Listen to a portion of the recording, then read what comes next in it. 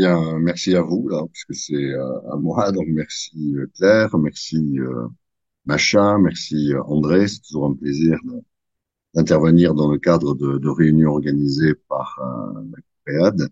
En l'occurrence, le sujet initial, c'était addiction et psychotrauma, mais évidemment, quand on parle de psychotrauma, on parle également de violence, et ce sont des questions qui seront largement abordées au cours de cet échange. Alors, merci aussi à vous toutes et tous là, qui vous êtes libérés pour participer à cette réunion, sachant que je vais m'appuyer sur un diaporama, là, dont vous voyez le titre, qui vous indique qu'en fait, il avait été conçu pour une réunion dans le cadre du 14e congrès français de psychiatrie, le CFP, à Lille, et où on co-animait avec le professeur Georges Brousse, Clermont-Ferrand, une réunion sur addiction et psychotrauma. Par la suite, au niveau Nouvelle-Aquitaine, pour le coup, c'est un travail que j'ai eu l'honneur de présenter également lors d'une réunion en physique, c'était à l'école Charles Pelmas à Bordeaux, dans le cadre des actions de formation du Centre régional de psychotrauma, donc Sud-Aquitaine, qui est à Bordeaux, puisque le pôle Nord Nouvelle-Aquitaine est à Poitiers. Alors, je me présente rapidement, Jean-Michel Delisle, je suis psychiatre, je travaille dans le champ des addictions de longue date maintenant, puisque j'étais entré au CEID en 1986. Donc, le CEID, c'est une association, comité d'études d'information sur la drogue et les addictions, et qui anime un certain nombre, 8, je crois, établissements médico-sociaux spécialisés en addictologie en Aquitaine, dans l'ancien périmètre de l'Aquitaine.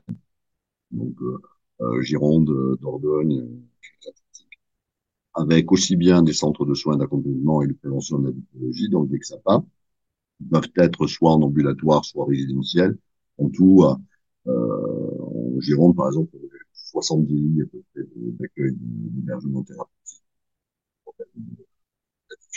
mais aussi des CARUT, donc des centres d'accueil, d'accompagnement pour la réduction des risques des usagers de drogue. Alors, on est en mal an, ça nous permet de recevoir à peu près 6000 personnes qui ont des problèmes d'addiction, aussi bien des problèmes d'alcool que de drogues illicites, donc opiacés, cocaïne, etc. Alors, il se trouve que quand on travaille dans ce champ-là et qu'on est dans une activité spécialisée, on se rend compte qu'une bonne partie des patients qui présentent des addictions sévères, des addictions complexes, donc celles qui finissent par échouer ou arriver, disons, dans les circuits spécialisés, sont souvent des addictions qui sont comorbides avec des troubles psychiatriques, notamment des anxieux, des troubles dépressifs, éventuellement des troubles de personnalité. Mais quand on creuse un peu et qu'on essaye de voir ce qui se passait un peu en amont de cette comorbidité, on se rend compte que bien souvent, en fait, il y avait des antécédents psychotraumatiques et que ces éléments de psychotrauma sont sans doute un des facteurs prédictifs les plus importants finalement de la transition d'un usage de substances vers une addiction, donc, et surtout vers une addiction sévère. C'est pourquoi c'est vraiment une question centrale. Et ce que je vais essayer de développer tout au long de cette présentation, c'est qu'il ne s'agit pas simplement, comment dire, d'une comorbidité, c'est-à-dire d'une association entre deux catégories de problèmes qui vont avoir des effets mutuellement péjoratifs, qui vont aggraver le pronostic de l'autre, mais que finalement, on se rend compte que à bien des égards, il s'agit d'une même pathologie avec deux formules d'expression, et en tout cas qui va entraîner, de notre côté, me semble-t-il, un devoir de mettre en place et de proposer des prises en charge qui soient intégrées, c'est-à-dire qui abordent l'ensemble des deux aspects de la problématique, aussi bien addictive que traumatique. Donc, par ailleurs, comme vous le savez, au niveau national, des associations comme le CEID, comme Tremplin 17, des Charentais, sont fédérées par la Fédération Addiction, que j'ai l'honneur de présider encore pour une quinzaine de jours, parce que je vais céder ma place bientôt. Et puis, je suis également président de l'ISPED, donc l'Institut Santé Publique et Développement, à épidémiologie et développement à l'Université de Bordeaux. Donc, voilà pour les présentations. Je vous propose donc, c'est d'entrer dans le vif du sujet, si du moins ma diapo veut bien changer, mais on va y arriver, voilà. J'ai pas de conflit d'intérêt particulier. Vous pouvez vérifier ma DPI à la NSM ou à la Haute Autorité de Santé. Or, comme c'était initialement prévu pour le Congrès français de psychiatrie, Le CFP est assez étonnant, c'est-à-dire il nous demande toujours de trouver des titres accrocheurs, c'est-à-dire qui puissent intéresser. Donc voilà les titres auxquels les assistants du CFP avaient échappé, si j'ose dire. Donc la tempête parfaite, la spirale infernale, le duel, etc. L'idée générale étant, vous le verrez, c'est quand il y a le cumul de la problématique addictive et problématique traumatique, problématique de violence également, on arrive effectivement à des situations qui sont particulièrement complexes, particulièrement lourdes et qui nécessitent un suivi absolument spécifique. Or, pour introduire la discussion, la réflexion, je vous propose dans un premier temps, bon, vous connaissez les problèmes d'addiction, mais c'est intéressant d'y revenir sur un plan plus général, parce que ça nous permettra peut-être de toucher du doigt quelle est la nature structurelle finalement de l'interface entre addiction et stress, et donc d'une certaine manière entre stress évidemment et trauma. Donc, je vais faire un petit rappel. Le premier, c'est pour vous rappeler, on le sait ici, que c'est une problématique de santé publique absolument majeure, hein, puisque si on cumule les troubles mentaux et les troubles addictifs, on se rend compte qu'actuellement, c'est la cause à peu près de un quart des handicaps au niveau mondial, c'est-à-dire c'est la première cause de handicap au niveau mondial quand on cumule l'impact de ces troubles. Alors c'est lié en partie à ce que vous voyez sur le graphique de gauche, c'est-à-dire c'est des troubles qui généralement commencent à apparaître au niveau de l'adolescence ou de l'âge jeune adulte, disons, mais qui ensuite vont avoir une évolution durable, c'est-à-dire chronique. Donc ça commence tôt et ça dure longtemps. Ce qui fait en termes d'impact sur la santé et sur l'adaptation, évidemment, ce sont des problématiques qui ont un impact majeur.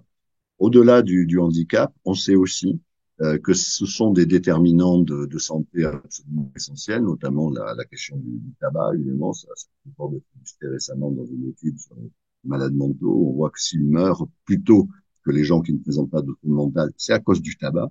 Donc on sait que ce sont ces problématiques-là qui ont un impact absolument massif en santé publique. D'où l'enjeu réel d'essayer de comprendre en fait quels sont les sous-bassements de ces problématiques et de voir que dans une certaine mesure, il s'agit de problématiques pour vous. Alors, ce que je vous propose dans un premier temps, c'est de remonter très loin dans le temps et d'essayer de repérer dans l'évolution des espèces quel est le moment finalement où commencent à apparaître ces circuits dits de renforcement, ces circuits dits de récompense, de recherche de récompense, reward seeking behavior, qui sont les circuits qui fondamentalement au plan biologique vont être les supports neuronaux finalement de ce que nous appelons chez l'homme une addiction. Et finalement, on se rend compte que ça remonte très loin, puisque les premiers circuits de renforcement dits dopaminergiques, donc qui se reposent sur l'activation d'un circuit neuronal particulier lié à un neuromédiateur dopamine. Dopamine, dont vous savez au passage, c'est un neuromédiateur également très impliqué dans les questions de motricité, hein, on le voit avec le Parkinson. On voit que c'est dès qu'il y a des petits animaux vivants mobiles, et notamment les petits vers, là, comme cette élégant Caenorhabditis, dès ces animaux-là, très primitifs, Caenorhabditis a 150 neurones, à peu près, donc c'est assez facile à étudier, c'est chez ces animaux-là qu'on commence à repérer les premiers circuits de renforcement de comportement utile. Alors, comment ça se passe? Vous voyez là le petit vermisseau en haut à droite, il y en a partout, entre petits animaux de 1 millimètre et demi à peu près. Quand ils circulent dans à un certain moment, ils peuvent rencontrer un espace qui est particulièrement riche en nutriments. Et à ce moment-là, ça va stimuler cette circuit dopaminergique, ce qui fait que le petit ver va se mettre à tourbillonner sur lui-même, comme vous le voyez en haut à droite, et donc il va rester plus longtemps finalement dans cet espace qui est riche en nutriments. Alors ça, c'est très bon pour sa santé, et c'est très bon également pour lui permettre d'être en pleine forme, de se reproduire, et c'est très bon pour sa descendance. Si bien que c'est à ce moment-là finalement que ces circuits de renforcement comportementaux ont pu être sélectionnés parce qu'évidemment, ils étaient très utiles pour la survie de l'individu et des espèces, et donc ils se transmettaient de génération en génération, puisque finalement, c'était un avantage sélectif. Alors, la particularité de ces circuits de renforcement qui sont à la base finalement des nôtres, hein, des circuits de plaisir, c'est qu'ils étaient centrés évidemment sur trois comportements structurants fondamentaux, qui sont la nourriture, la boisson et la reproduction.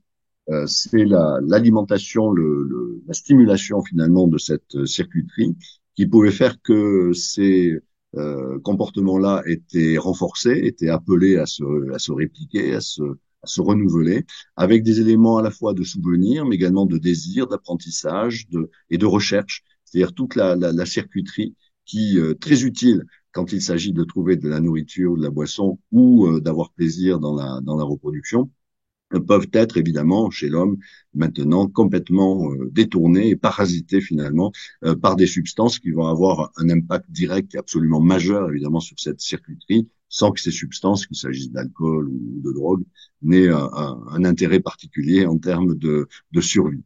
Donc on voit comment un appareillage neuronal qui est vraiment un élément clé de notre développement peut être en quelque sorte parasité ou usurpé par des substances qui, elles, n'ont strictement aucun intérêt, mais qui vont avoir un potentiel de stimulation, de renforcement et de plaisir qui va être des centaines de fois supérieur au renforcement naturel, ce qui fait que quand des personnes perdent le contrôle, finalement, même les plaisirs naturels, les plaisirs de la nourriture, les plaisirs de la rencontre avec d'autres personnes vont être émoussés, vont être banalisés et vont être usurpés en fait par le seul plaisir, la recherche de produits. Donc ça, c'est le schéma général. Alors, quand on travaille avec nos amis qui nous ont tout enseigné en matière de neurobiologie de fonction, et la semaine dernière à Bordeaux, on avait l'honneur d'accueillir lors des journées de la Fédération Addiction devant 1500 personnes nos mentors, en l'occurrence le professeur Michel Lemoine et le professeur George Koub, le directeur général du NIAAA aux États-Unis, donc l'institut qui lutte contre l'alcoolisme, on se rend compte qu'un élément clé, alors cette diapo est essentielle pour la suite du propos, un élément clé de la problématique addictive et de la compréhension qu'on en a au niveau neurobiologique, c'est l'approche dite des processus opposants. Puisqu'on va voir comment, au fur et à mesure qu'on stimule finalement ces circuits de la récompense, ces circuits de la gratification, ces circuits du plaisir, par effet de neuroadaptation, on va secondairement stimuler les circuits du stress, ce qui fait que tendanciellement, les gens qui deviennent des usagers intensifs, des usagers très très réguliers, alors qu'au départ la consommation les aidait à tenir le coup, les apaiser un petit peu. Au fur et à mesure qu'ils intensifient leur niveau de consommation, ça va accroître le niveau de stress sous-jacent, le niveau d'état affectif négatif, parce que ce sont des mécanismes biologiques finalement qui amènent pour des raisons de d'homéostasie finalement à surstimuler les circuits du stress. On y viendra tout à l'heure. Alors comment ça marche cette affaire-là? Si vous êtes en haut à gauche là, que vous regardez ce qui se passe lors d'une stimulation aiguë, donc acute stimulation, c'est-à-dire une consommation, une prise en fait. Pardon. Vous imaginez que vous venez de prendre une boisson alcoolisée et du coup votre humeur qui était basique, basale, il va y avoir une légère élévation avec un élément d'euphorie, de désinhibition, une légère ivresse, etc. Donc ça, c'est plutôt agréable, ce qu'on appelle un renforcement positif. Donc, au cas échéant, ça peut vous donner envie d'y revenir parce que c'était plutôt sympa. En revanche, l'inconvénient, c'est que c'est un changement par rapport à l'humeur stable dont rêvent nos organismes homéostatiques. Ce qui fait que notre organisme et notre cerveau, en l'occurrence, ne va avoir qu'une idée en tête, si je veux dire, c'est vous faire revenir à la normale. Et pour ça, on va stimuler en fait une autre circuiterie. Alors, c'est pour les opioïdes, c'est la circuiterie kappa, une autre circuiterie neuronale qui va vous permettre de redescendre et de revenir à la norme. En revanche, c'est pas exactement comme un thermostat, si bien qu'il y a une certaine inertie. Et quand le cerveau se rend compte que du coup, il passe en zone plutôt infra plaisir, un peu négative, à ce moment-là, on va arrêter de stimuler cette circuiterie antagoniste et ça va nous permettre finalement de revenir à une zone d'équilibre. Donc avec une sorte de vague et ensuite une sorte de ressac. Ça, c'est en cas de prise isolée, si bien que quelqu'un qui aura bu une substance alcoolisée, par exemple, la suite de la phase de montée d'euphorie peut avoir une période de moins bien, sans aller jusqu'à une gueule de bois, évidemment, mais en tout cas une période plutôt de ralentissement, d'année de vie.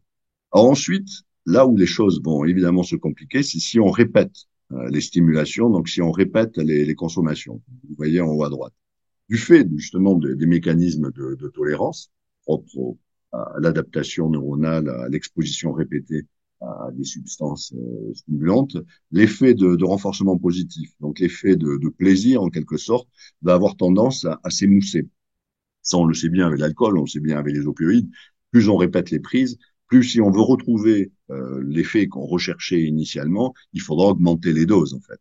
Mais en contrepartie, les phénomènes opposants, ils sont toujours là, si bien que ce qui va se passer finalement, c'est que l'issue, la suite de la consommation va devenir de plus en plus profondément négative, de plus en plus désagréable. Et donc en bas, alors c'est un résumé un peu lapidaire, mais bon. En bas, vous voyez la sorte un diagramme qui est évocateur de ce qu'on rencontre dans les récits de bien des gens qui ont perdu le contrôle, de gens qui sont devenus dépendants. C'est-à-dire au tout début, ils se souviennent que c'était vraiment super, ça leur faisait plaisir, ça se passait bien dans bien des cas, ou en tout cas ça marchait très bien aussi pour apaiser un état de détresse antérieure. Et hélas, au fur et à mesure qu'ils avaient tendance à répéter les prises, à les rendre de plus en plus intenses, de plus en plus importantes, de plus en plus rapprochées, plus l'effet positif finalement avait tendance à s'émousser, et au contraire, plus les états négatifs avaient tendance à devenir chroniques et profonds. Si bien que, alors qu'au début, ils pouvaient être amenés à consommer plutôt par recherche d'agrément, de plaisir ou d'apaisement de l'intérieur. Progressivement, ils vont continuer à consommer uniquement pour apaiser en fait la détresse liée au sevrage, c'est-à-dire la détresse secondaire au fait qu'ils sont devenus dépendants et qu'entre les consommations, ils sont dans une situation difficile. Ce qui fait qu'à ce moment-là, on passe de quelque chose qui initialement pouvait être une recherche de plaisir ou de détente à quelque chose qui va devenir un besoin qui s'impose à soi, parce que finalement, ce que l'on cherche, c'est surtout apaiser la détresse liée au sevrage, liée au manque, liée au craving. Donc voilà, très globalement et très vite résumé l'évolution de quelqu'un qui bascule vers l'addiction, où on se rend compte que ce qui initialement pouvait être perçu comme une sorte de solution adaptative, mais enfin de solution qui aidait à se sentir mieux ou moins mal en tout cas, progressivement va devenir un problème parce que la personne perd totalement le contrôle et a vraiment besoin de consommer, alors même que c'est cette consommation finalement qui entretient et aggrave son état de stress et de malheur. Donc, dans le jargon cognitiviste, c'est ce qu'on appelle une transition de renforcement positif, c'est-à-dire on renouvelle le comportement par recherche de plaisir, un renforcement négatif, c'est-à-dire où on renouvelle le comportement parce que c'est le moyen d'apaiser le problème, la détresse liée à la consommation. Et donc ça, c'est un point évidemment essentiel parce qu'on se rend compte que cette dynamique de besoin, de renforcement négatif est extrêmement puissante, extrêmement forte, plus puissante finalement que les renforcements positifs, si bien que les personnes qui sont dans cette thématique-là, y compris quand ils se rendent compte que leur consommation commence à être extraordinairement problématique, leur pose des problèmes dans leur vie sociale, leur santé physique, leur santé psychique, leur vie relationnelle, leur vie professionnelle. Pour autant, s'ils arrivent à essayer d'arrêter et d'entrer dans un sevrage un peu prolongé, initialement en tout cas, ce besoin est tellement puissant qu'il y a un très fort risque évidemment de rechute. Alors, la même chose dit d'une autre manière, vous le voyez en bas sur le diagramme, c'est que initialement, quand vous commencez à utiliser une substance, les éléments motivationnels cruciaux vont être plutôt du côté du renforcement positif. C'est ça qui, en gros, va vous faire entrer dans le cycle de l'addiction parce que quand vous consommez la substance, vous vous sentez mieux ou en tout cas moins mal. Ensuite, ce renforcement positif va avoir tendance à s'atténuer. En revanche, entre-temps, au fur et à mesure que vous augmentiez la fréquence et l'intensité des prises, se mettaient en place les éléments de renforcement négatif. Vous voyez ici en rouge, qui en quelque sorte prennent le relais, mais qui sont plus puissants que les éléments de renforcement positif, ce qui fait que le niveau de motivation, c'est-à-dire le niveau de contrainte à consommer, va avoir tendance, lui, à continuer à s'accroître et à devenir de plus en plus impérieux.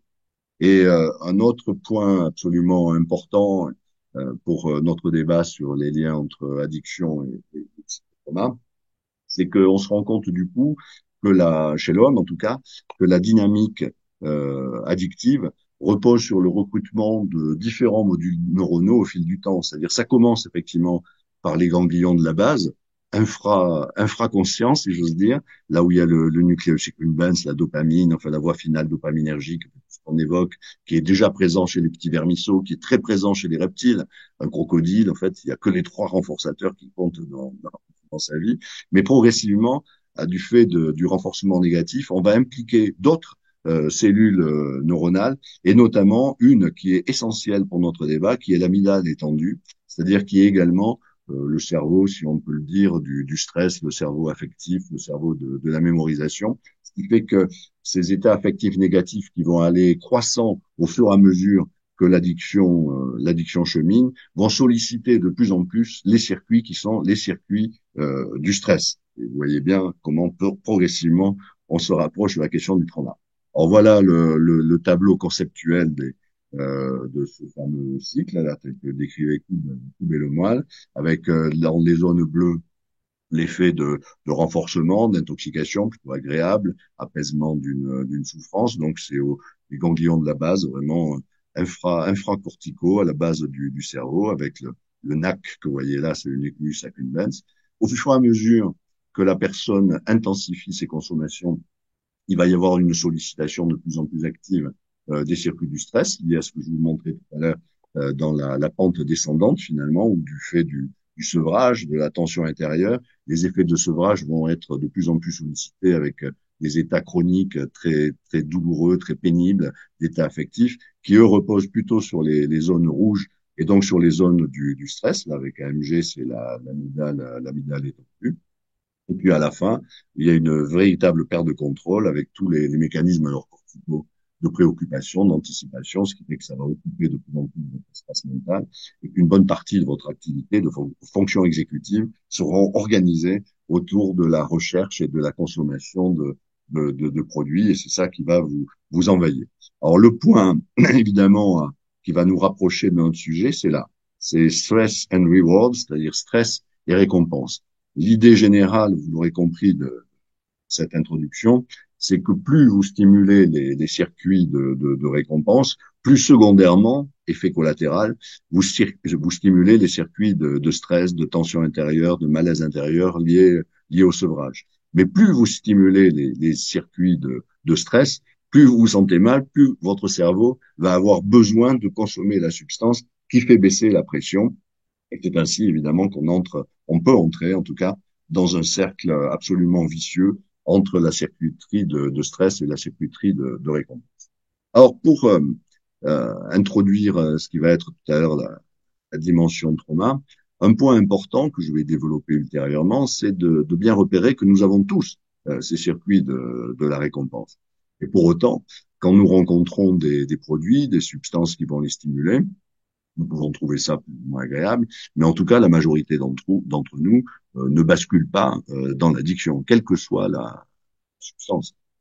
C'est entre 5 et 30-35% à peu près selon les produits, des personnes qui utilisent régulièrement une substance active qui vont basculer vers l'addiction. Ce qui veut dire que la majorité des gens finalement qui consomment un produit vont avoir des facteurs de résistance ou de résilience face au risque addictif. Alors évidemment, une question qui se pose, c'est d'essayer de repérer quelles sont les personnes, leurs caractéristiques, qui vont fragiliser au contraire ces personnes face au risque de bascule addictive quand ils rencontrent un produit. Et globalement, pour introduire la partie suivante, globalement, si on résume, on se rendra compte que le facteur de vulnérabilité 1, c'est le niveau de stress préalable.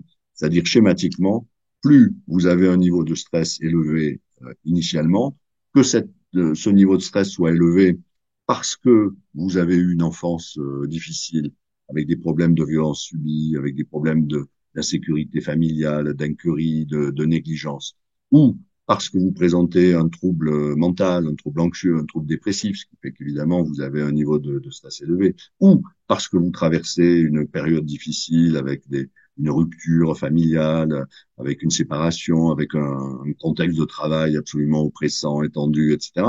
Plus donc vous avez un niveau de stress élevé, plus votre rencontre avec un produit qui, lui, va stimuler les circuits de la récompense, donc va entraîner un relative moins mal-être ou même un mieux-être, plus vous risquerez évidemment répéter la consommation, parce qu'à ce moment-là, la consommation, c'est pas simplement un élément festif ou de plaisir, mais c'est un élément vraiment d'autorégulation, d'auto-apaisement initialement. Et c'est là où le piège se referme, parce que schématiquement, donc, plus vous êtes stressé, plus vous êtes à risque d'user et d'abuser de substances qui vont vous permettre d'aller moins mal. Mais comme on l'a vu, plus vous stimulez ces substances, plus vous stimulez plutôt ces circuits de récompense avec les substances, plus secondairement, vous allez avoir une activation des circuits du stress. Ce qui fait que là, évidemment, on est dans une interaction absolument périlleuse et qui explique pour partie le fait que certains d'entre nous, plus que d'autres, sont à risque de basculer. Donc là, c'est au plan neurobiologique l'interface entre le stress et l'addiction, on y reviendra.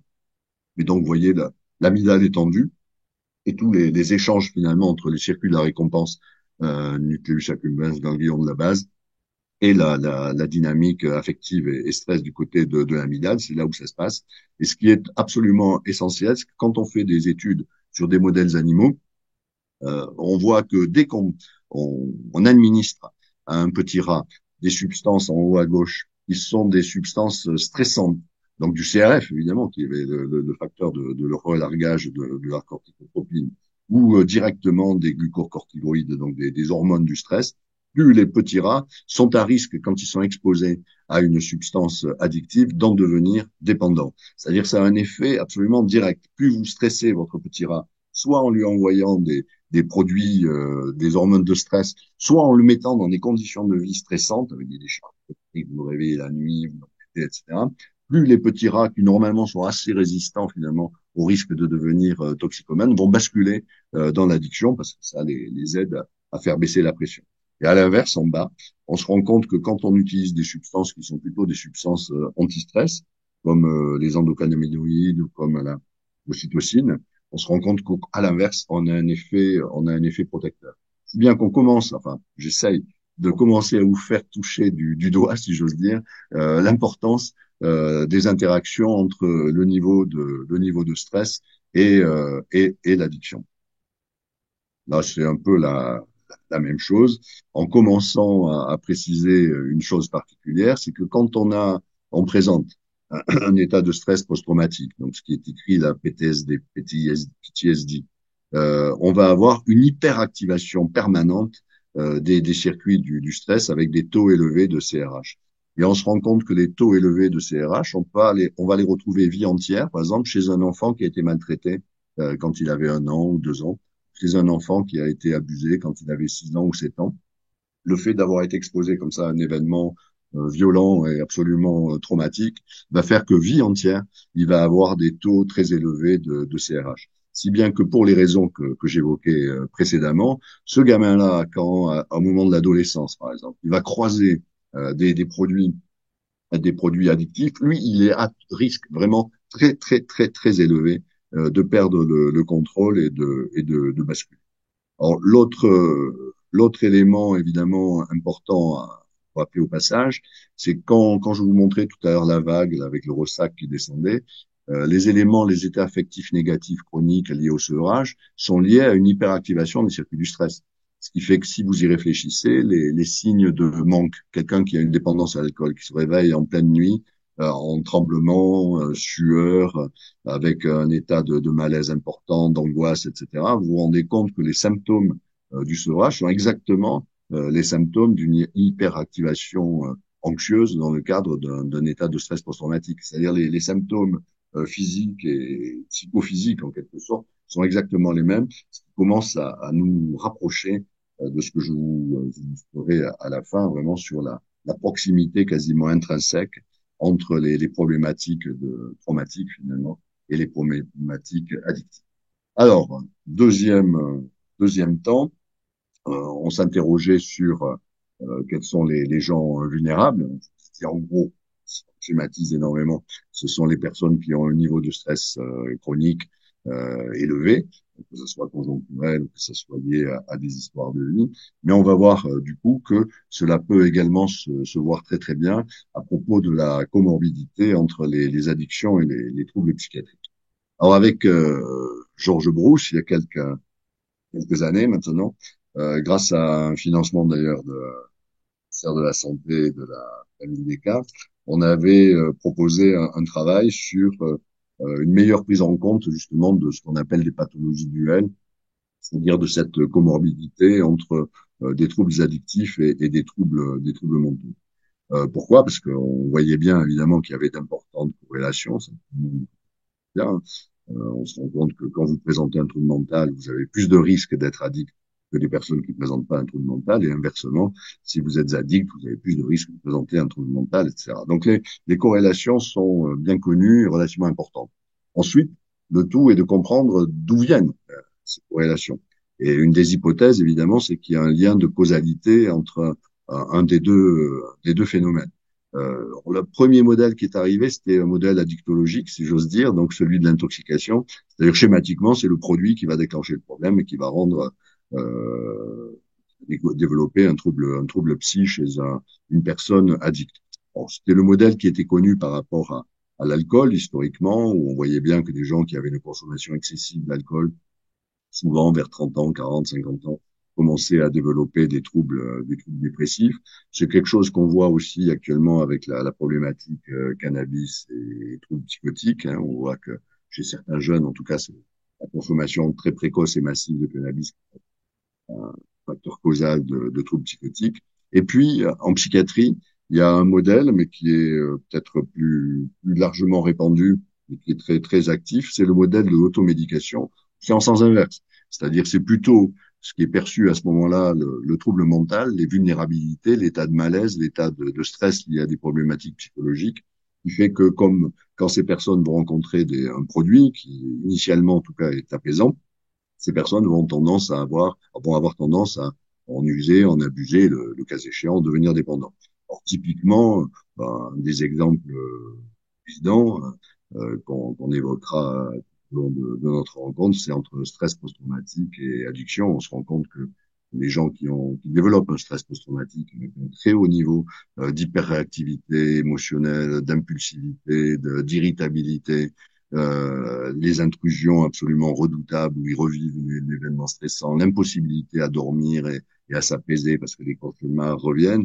Des personnes qui vivent dans cette situation de stress extrêmement intense et permanent sont très à risque quand elles découvrent un produit, l'alcool, les opioïdes, le cannabis qui va faire baisser la pression, les benzodiazépines, sont très à risque évidemment d'en user, d'en abuser, des effets secondaires de risque de transition addictive.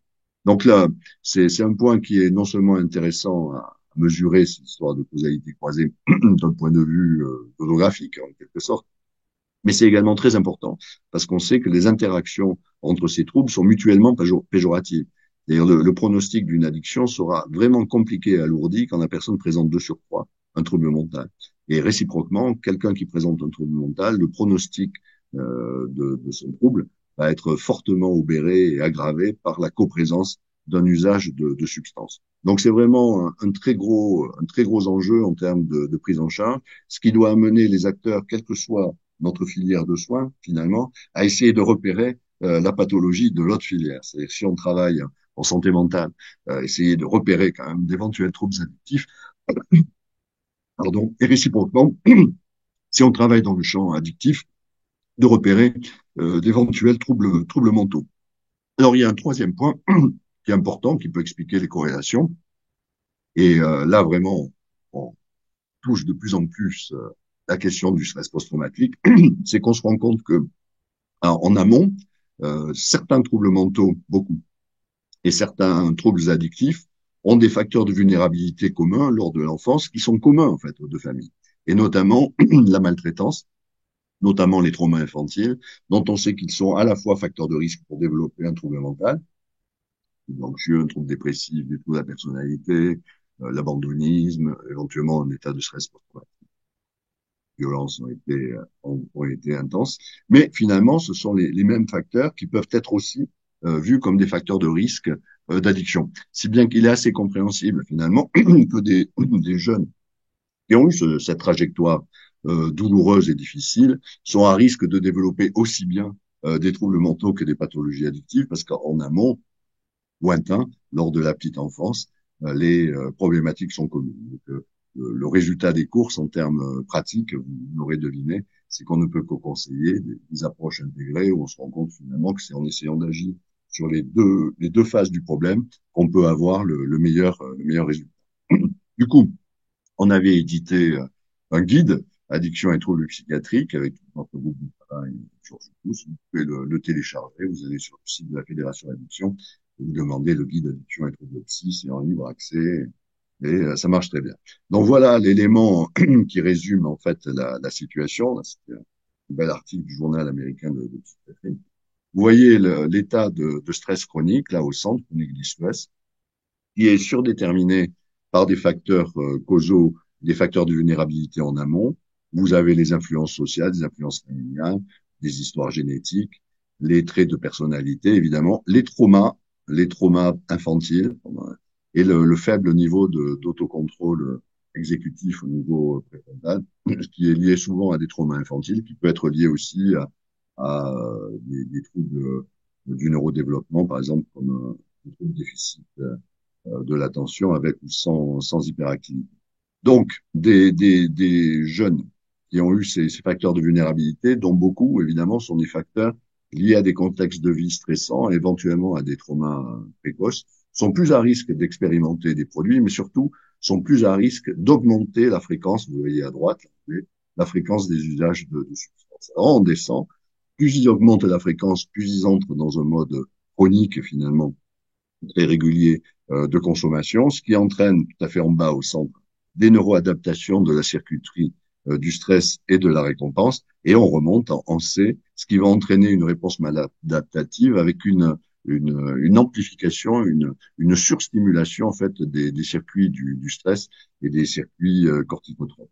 Donc, ce qui secondairement va entraîner un accroissement du stress chronique. Donc, on voit bien dans ce schéma comment le stress chronique est à la fois un facteur causal, finalement, qui fait qu'on est plus à risque de devenir addict, mais que l'addiction elle-même va accroître le stress chronique. Et un autre élément qui est un élément clé par rapport à notre réflexion, là, c'est sur la gauche, c'est que plus vous allez être dans une situation de stress chronique, avec une vie un peu chaotique, assez impulsive, assez instable, avec un fonctionnement très réactif, très colérique, très irritable, plus vous risquez d'être exposé de manière répétée à des stress aigus. C'est-à-dire que finalement, le stress chronique amène au stress aigu répété, et donc la surreprésentation des états de stress post-traumatique dans la population des addicts est liée en partie à cette double phénomène, c'est-à-dire d'une part c'est un facteur causal, mais d'autre part c'est aussi une conséquence de l'addiction, ce qui fait que évidemment les mécanismes s'entrecroisent et deviennent de plus en plus lourds avec ce que j'évoquais tout à l'heure, cette circuiterie absolument interactive entre stress et addiction. Alors, pardon, si on en vient au stress post-traumatique, donc le PTSD, vous le savez, c'est Kandian 97, donc ça remonte pas mal de temps, et le premier avait formalisé la théorie de l'automédication, c'est-à-dire où on se rend compte que il y a des causalités communes en amont, bon, tout ce qui est adversité sociale, trauma infantile, et où on observe que il va y avoir des phénomènes de causalité croisée, avec d'une part le fait que les personnes qui présentent des troubles de usage de substances, donc des TUS, sont plus à risque de vivre des traumas, car leur style de vie risque de multiplier l'exposition à des situations potentiellement dangereuses. C'est notamment le cas dans les couples, hein, puisqu'on parlait de violence. Typiquement, la question des violences conjugales chez les jeunes femmes qui ont des problèmes de substances est une question absolument clé, notamment dans la poursuite des consommations pendant la grossesse. On se rend compte que une bonne part des jeunes femmes qui consomment, qui continuent à consommer jusqu'au troisième trimestre des substances addictives, alors même qu'elles savent que c'est peut-être pas excellent ni pour elles ni pour leur bébé, c'est très souvent des personnes qui vivent dans des contextes de stress et notamment de violence conjugale. Donc, l'exposition répétée à des expériences traumatiques dans le monde du trafic, dans le monde du deal, qui est un monde violent, accroît le risque évidemment de développer un état de stress post-traumatique. Par ailleurs, les états d'hypervigilance qui sont associés à l'intoxication ou au sevrage, dans les deux cas, hein, si on est intoxiqué avec de la cocaïne, etc., et si on est en phase de sevrage d'une substance addictive, on va être en hypervigilance, en état de stress, font que les personnes qui ont ce type de phénomène, c'est-à-dire qui sont addicts, sont plus à risque de développer un état de stress post-traumatique suite à un événement traumatique. Donc ça, c'est un point aussi, un point important. C'est-à-dire, on sait que quand on est confronté à un événement traumatique, tout le monde ne développe pas un état de stress post-traumatique.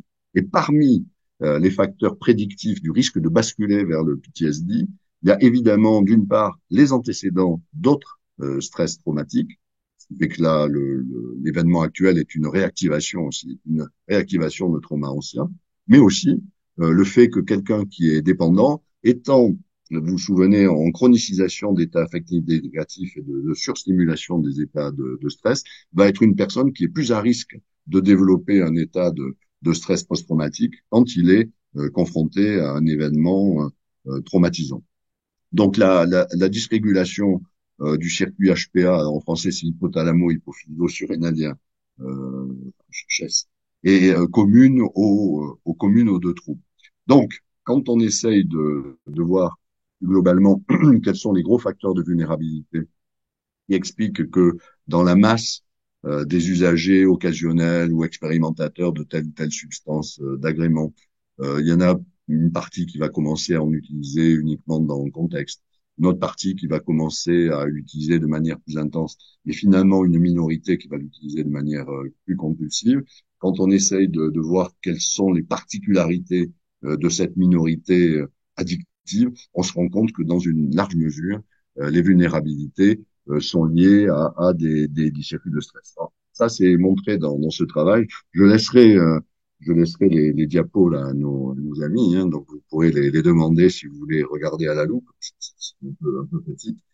C'est des diapos dites de comorbidité, d'une grosse étude hein, qui est l'enquête NESARC aux États-Unis, qui est une étude de comorbidité, troubles psy et addiction, et qui a pour avantage d'être faite sur plusieurs vagues.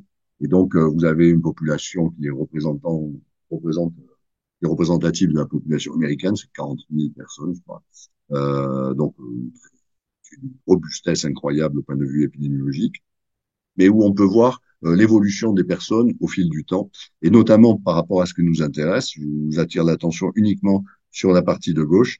Ceux qui, d'une vague à l'autre de l'enquête, sont passés du non-usage, ils étaient non-usagers de drogues illicites, et la fois suivante, ils sont usagers problématiques, donc en gros dépendants. Ils ont un trouble de l'usage de drogue problématique. Et on essaye de voir, là, parmi ces personnes qui ont basculé du non-usage vers l'usage problématique, quels sont les facteurs qui sont corrélés finalement avec cette bascule addictive.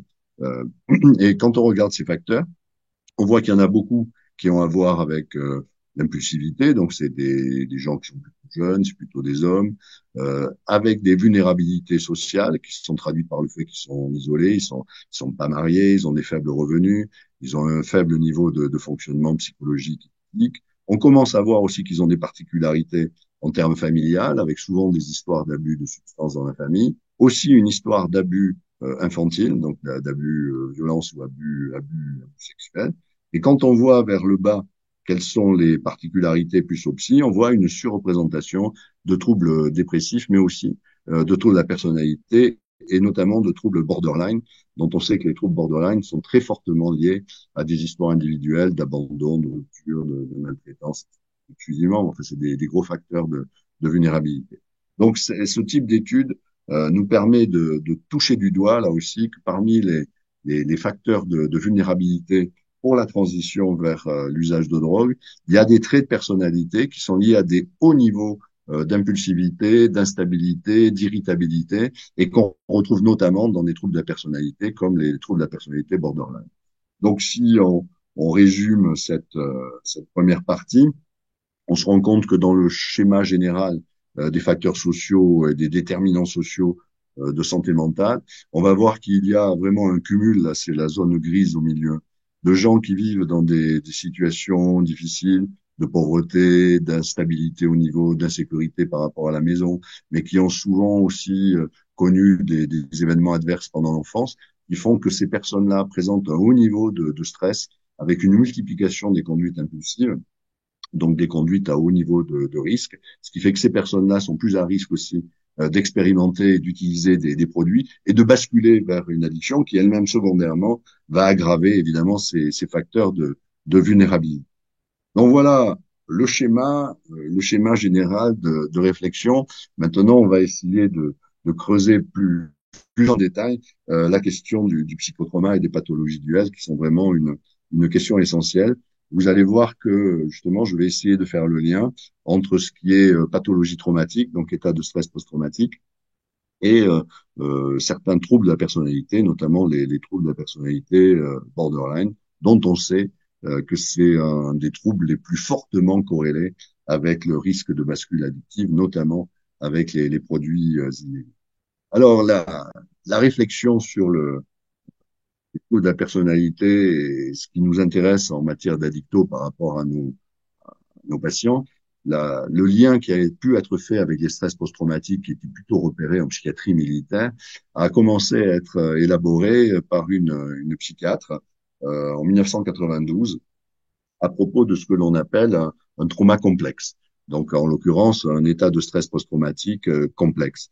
C'est un syndrome qu'elle avait commencé à repérer dans son activité de psychiatrie militaire, où elle se rendait compte qu'un certain nombre de vétérans, comme on dit aux États-Unis, donc de soldats, présentaient tous les symptômes d'un état de stress post-traumatique, à un détail près, mais qui n'était pas un détail, c'est qu'ils n'avaient pas été exposés à une situation traumatique telle qu'elle est définie dans le PTSD typique, où on a l'impression qu'on va mourir, etc., etc. En revanche, c'était décrit chez des personnes qui avaient été incarcérées, qui avaient été des prisonniers et qui, assez durablement, finalement, s'étaient retrouvés dans des conditions de vie bon, difficiles, où ils n'étaient pas menacés dans leur survie au quotidien, mais où ils étaient humiliés, maltraités, donc des traumatismes psychiques d'intensité moyenne, mais chroniques, extrêmement durables. Et du coup, cette psychiatre s'était dit, vous voyez, c'est le dernier paragraphe, que en contraste avec un événement traumatique majeur, on pouvait se rendre compte que des traumas peut-être moins intenses, mais qui étaient répétés, prolongés, pouvaient, quand la personne était dans un état de dépendance, de captivité, sous le contrôle de l'agresseur, pouvaient déclencher des états de stress post-traumatique. Et du coup, elle avait émis l'hypothèse que l'impact psychologique de la subordination et du contrôle coercitif de l'emprise pouvait finalement développer des troubles tout à fait comparables au stress post-traumatique. Et évidemment, à ce moment-là, elle avait fait l'hypothèse, vous voyez, c'est 92, donc ça remonte loin, que des personnes, des femmes, par exemple, dans le contexte d'un couple avec un mari violent, mais aussi des enfants qui avaient vécu toute leur enfance dans l'insécurité, dans le contrôle, la subordination, la violence, même si il n'y avait pas eu à proprement parler d'abus sexuels ou de violences physiques énormes, pouvaient ensuite développer un état de stress post-traumatique, donc une hyperactivation des circuits du stress. Or, traduit en jargon addictologique, ça renvoie à une bonne partie des patients ou des patientes que nous recevons, où on se rend compte qu'effectivement, pour certains en tout cas, ils ont eu des trajectoires infantiles assez douloureuses, difficiles, et où on peut penser que ça a été ces éléments-là qui, d'une certaine manière, ont été les facteurs de vulnérabilité essentiels par rapport à la bascule addictive au moment où ils avaient trouvé les produits. Alors, dans le même ordre d'idée, toujours borderline, puisque vous aurez compris qu'entre trauma complexe et état de trouble de la personnalité borderline, bon, il y a beaucoup de points communs. Un autre travail qui a été important, c'est celui sur l'anxiété de séparation, qu'avait fait notre regretté Joël Swensen, qui était à Bordeaux, également aux États-Unis, il y a quelques années, et qui, sur la base d'une reprise des données de la NESARC, avait indiqué que l'anxiété de séparation, donc le trouble cardinal finalement des personnes abandonniques, des personnes aussi qui peuvent présenter un trouble de la personnalité borderline, est, avec le trouble bipolaire et le trouble déficit de l'attention, un des facteurs psychiatriques les plus puissamment prédictifs de l'initiation à l'usage de drogue et de la transition de l'usage vers l'abus. Et les modélisations indiquaient que le traitement de ces troubles permettrait de prévenir un tiers à peu près des initiations, pratiquement deux tiers des cas d'abus chez les usagers et près des trois quarts des cas de dépendance chez les abuseurs. Donc c'est un point de vue tout à fait important pour ceux qui, parmi nous, son psychologue ou psy ou même travailleurs sociaux, etc., qui travaillent beaucoup sur ces questions d'attachement, on se rend compte que les problèmes d'attachement insécure et donc en l'occurrence d'anxiété de séparation sont des éléments vraiment très importants à prendre en compte avec évidemment l'état de stress post-traumatique pour les raisons indiquées précédemment, mais évidemment aussi avec l'addiction. Et alors, c'est une question qui a une dimension genrée également, puisqu'on se rend compte que ce que je viens de dire est particulièrement vrai chez les personnes dépendantes, mais qui sont des femmes. Il y a eu toutes sortes d'études qui montrent que des réactivations, quand vous faites de l'IRM fonctionnel, donc vous voyez les circuits qui s'activent au niveau cérébral en direct, hein, et que vous pouvez déclencher cette stimulation par de la réalité virtuelle en montrant aux gens des images, hein, des sujets volontaires. Vous allez voir que les gros déclencheurs des zones de craving chez les hommes, c'est plutôt des images sociales, de lieux, de rencontres, de collègues, de situations. Et chez les femmes, les gros déclencheurs de craving, ça va être des situations de humiliation, de violence, se sentir abaissé, etc. Donc on voit que là, les réactivations de l'ordre traumatique, pour le coup, sont sans doute parmi, alors c'est vrai pour tout le monde, mais c'est particulièrement vrai chez les femmes.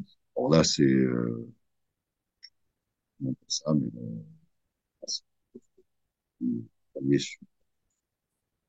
les femmes à gauche, les hommes à droite, les déclencheurs niveau stress vont avoir un impact massif à peu près en termes de craving cocaïne chez les femmes. Alors que chez les hommes, l'impact est beaucoup plus faible. Et qu'à l'inverse, des stimulations liées à des contextes, à des visualisations de produits, vont déclencher vraiment des réactions très, très intenses chez les hommes, beaucoup moins chez les femmes. Donc clairement, cette dimension-là est vraiment à prendre en compte chez chez les femmes. Alors ensuite, en pratique, qu'est-ce qu'on va faire? Bon, on est d'accord, on suppose qu'il y a un lien vraiment important, quasiment intrinsèque, entre le stress post-traumatique et la sévérité de l'état de stress post-traumatique et le devenir de l'addiction. Et là, il y a eu un travail qui, pour moi, de mon point de vue, a été révolutionnaire. C'est celui d'une autre femme, psychiatre, denysienne, en Californie, je crois, qui, en 2010, s'était dit, ben voilà, il y a beaucoup de nos patientes qui présentent une comorbidité, état de stress post-traumatique et dépendance aux substances.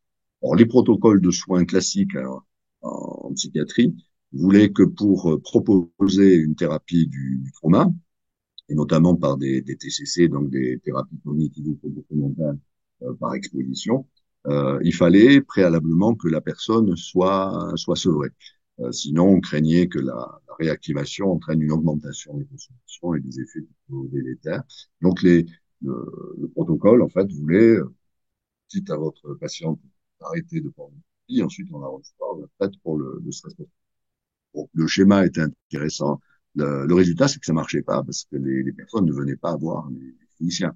Quelqu'un qui arrive à survivre d'un état de stress post-traumatique grâce à des produits, vous lui dites, bon, ben, vous arrêtez le produit et puis on le fait, ça va pas marcher parce que c'est les produits qui les aident à venir de manière anesthétique, à pas être envahi de les urgences traumatiques, de cauchemars abominables, qui les aident à ne pas être toute la journée complètement aux aguets, en hypervigilance, à se méfier de tout le monde. Donc l'idée d'arrêter un produit inatteignable parce que il y a la crainte qu'à ce moment-là, il y ait une intensification massive des troubles. Si bien que Denisienne avait dit, bon, ben, on va renverser finalement le protocole et on va proposer à ces femmes de les traiter inconditionnellement par rapport à l'état de stress post-traumatique, sans leur demander en préalable d'avoir été sevrées. Et ce travail-là a montré que c'était évidemment beaucoup plus efficace parce que ça permettait de toucher beaucoup plus de monde. Et ensuite, on se rendait compte qu'en plus, non seulement les personnes allaient mieux, voilà, parce que leur état de stress post-traumatique avait tendance à se résorber, mais que secondairement, et ça confirmait en fait le modèle de l'automédication, on se rendait compte que moins ces personnes-là étaient stressées, étaient envahies par leur trauma, moins elles avaient besoin en fait de s'abrutir avec les... Et donc elles arrivaient plus facilement qu'avant, en tout cas, à reprendre un minimum de contrôle par rapport à leur consommation. On s'était dit, c'est génial. On va essayer de voir si on peut refaire le même truc à Bordeaux. Et donc, avec l'aide de la fac de psycho, On avait pu avoir à la fois des étudiants statisticiens, mais aussi des personnes psychocliniciennes qui proposaient alors, une thérapie du trauma en cumulant une approche EMDR, donc par les yeux, et une thérapie des schémas de Jung. Et donc sur un certain nombre de jeunes femmes volontaires, donc des jeunes femmes de la rue plus alcool, plus cocaïne, plus cannabis. Donc vous imaginez que toutes avaient un état de stress post-traumatique et des traumas aigus actuels. Et à ce moment-là, on leur proposait sans autre condition, de venir, c'était au Caru de la Plante Rose, à Bordeaux, de venir bénéficier de cures EMDR et thérapie du schéma. Et assez vite, on s'est rendu compte qu'il y avait une amélioration, vous voyez là, des indices de niveau de sévérité des stress post-traumatiques, de la sévérité aussi des schémas.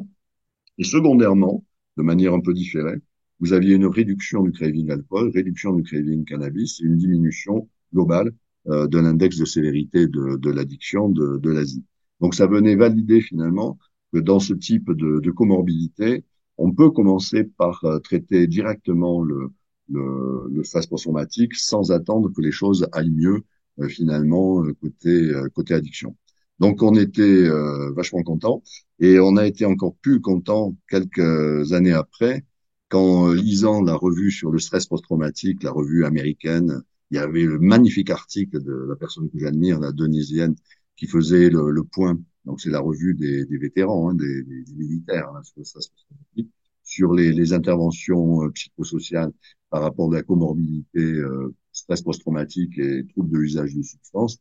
Donc je lisais avec intérêt cet article et quand j'ai vu qu'en jaune, l'une des rares études qui allait vraiment confirmer l'intérêt de l'MDR dans ce champ, c'était la nôtre.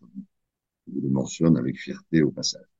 Un autre élément qui est important, je pense, dans le cadre du traitement de ces comorbidités, c'est que si on sait que par rapport au stress post-traumatique, il y a deux approches qui sont évidemment valorisées en général. C'est l'approche médicamenteuse, plutôt par des antidépresseurs énergiques, comme la sertraline, là, le Zoloft, ou des thérapies d'exposition prolongée, donc avec des TCC. Ce qui marche le mieux, ce qui est intéressant là, c'est vraiment cette étude que je vous recommande. C'est une étude en double randomisation, alors c'est un peu compliqué. Le but était notamment de comparer ce qui marchait le mieux. Vous verrez que la thérapie TCC ont une légère supériorité moyenne par rapport à la sertraline. Mais ce qui est peut-être plus intéressant, c'est que cette double randomisation permettait de séparer le groupe des personnes randomisé en deux grandes familles. Une partie qui aurait le choix du traitement, soit le médicament, soit la psychothérapie, et une autre partie qui serait affectée à un traitement non choisi, soit le traitement, soit la psychothérapie. Et ce qui est vraiment intéressant dans ce travail de Zollner, c'est que ça montrait que ce qui marchait le mieux, c'était l'approche thérapeutique choisie par le patient. C'est-à-dire c'est celle en laquelle, pour des raisons diverses, il avait le plus confiance, que ce soit un médicament, que ce soit une psychothérapie, qui initialement, en tout cas, donnait le meilleur résultat. Donc ça, c'est une indication aussi pour nous d'essayer d'avoir une diversité d'approches, une diversité de réponses possibles, de telle façon qu'on puisse proposer aux personnes concernées le traitement qui conviendrait le mieux à leurs attentes. Alors, schématiquement, il y a eu toutes sortes d'études qui ont montré la possibilité d'utiliser des traitements combinés.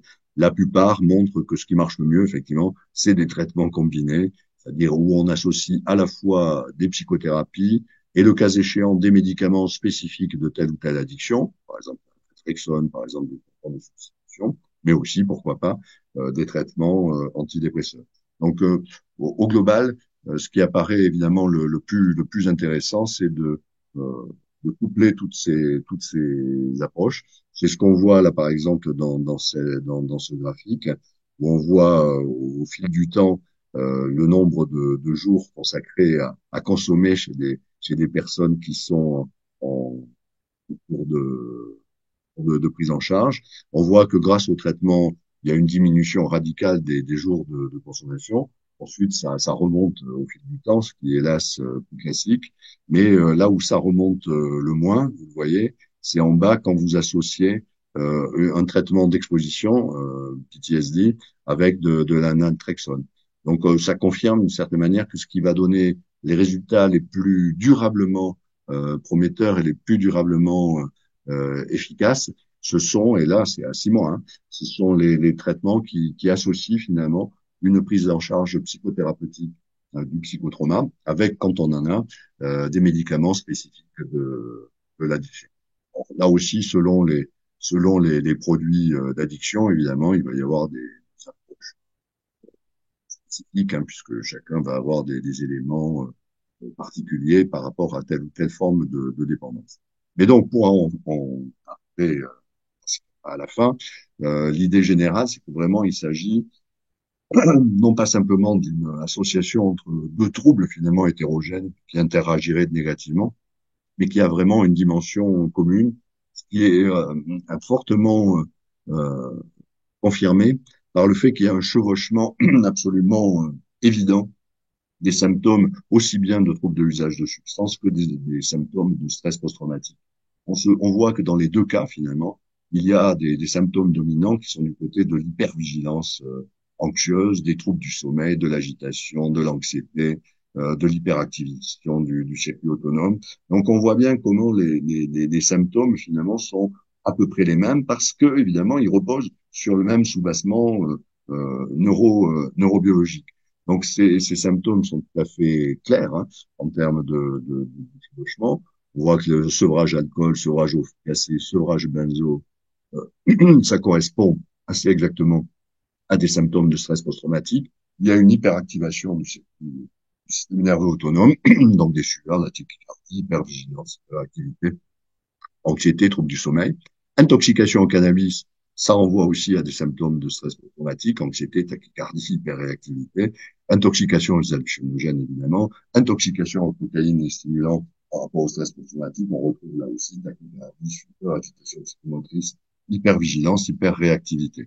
Et ça a été très bien mentionné dans, dans un gros article du Lancet, qui rappelait que la base de la neurocircuiterie aussi bien du trouble de l'usage d'opioïdes en l'occurrence que du stress post-traumatique, ce sont les mêmes circuiteries qui sont mises en cause. Je passe rapidement.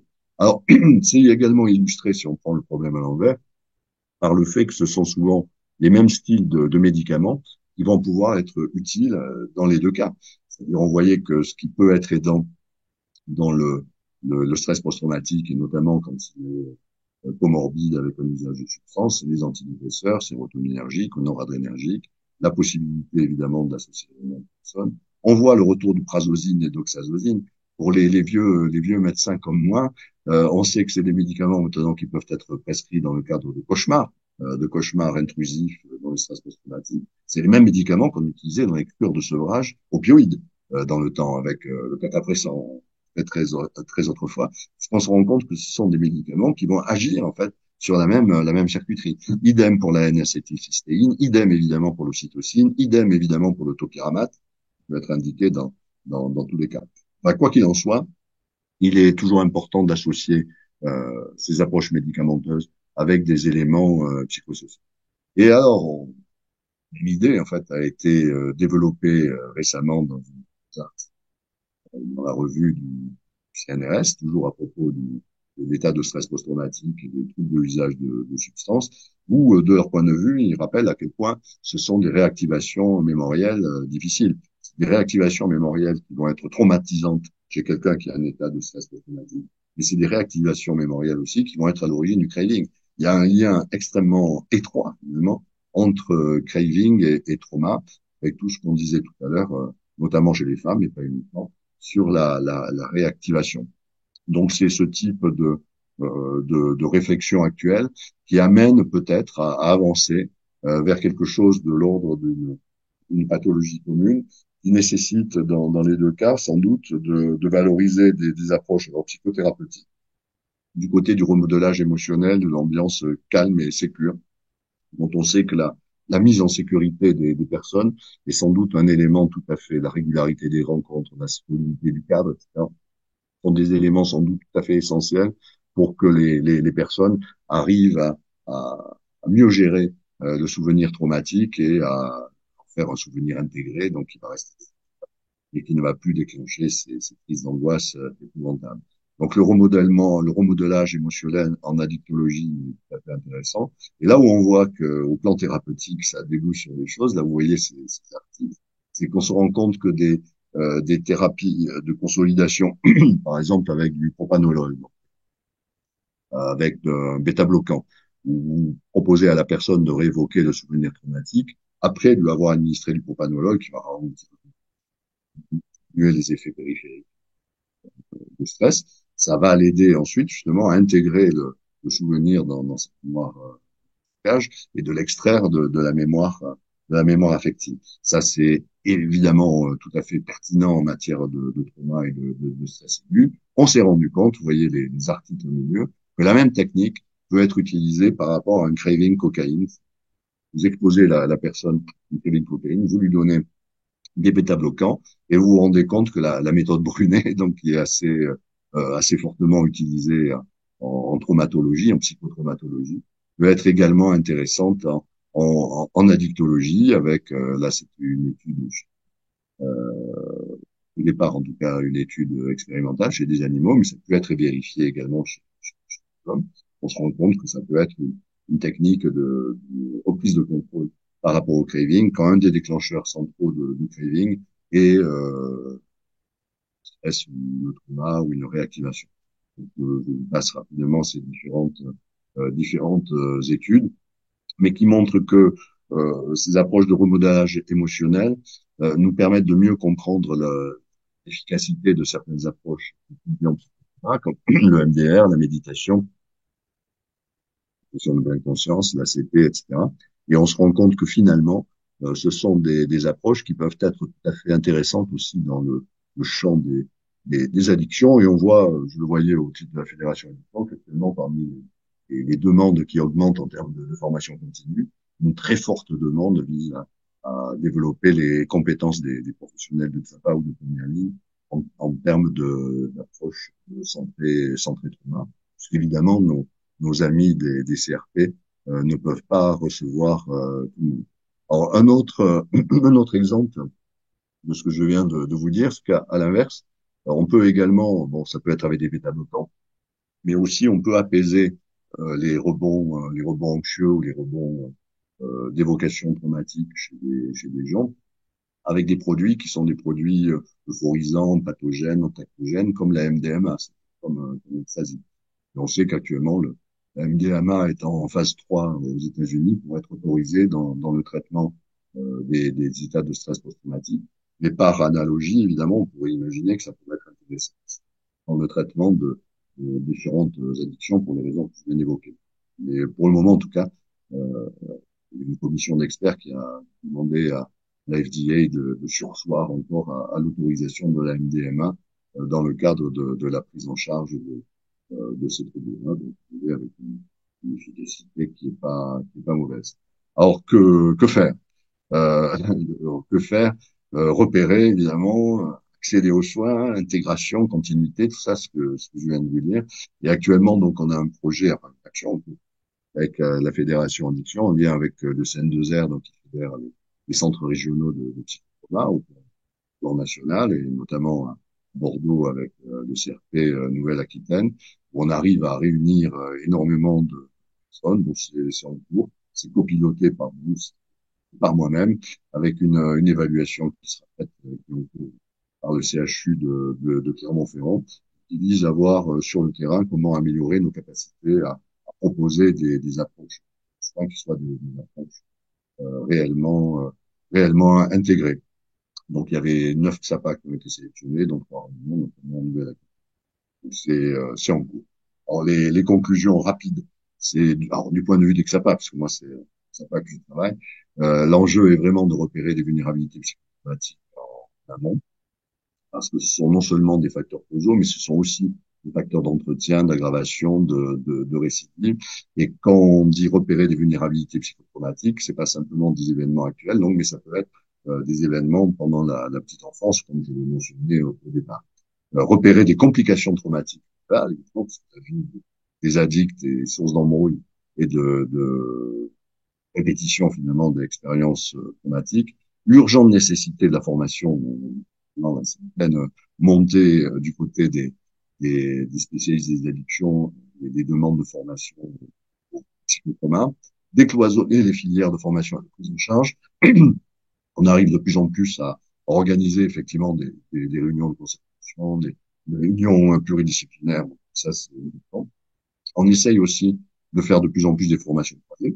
Cette intervention-là était une intervention que j'avais faite au CRP. On essaye aussi, c'est difficile, d'avoir des échanges de stagiaires, des échanges d'internes, de croiser aussi les professionnels avec des expériences mixtes.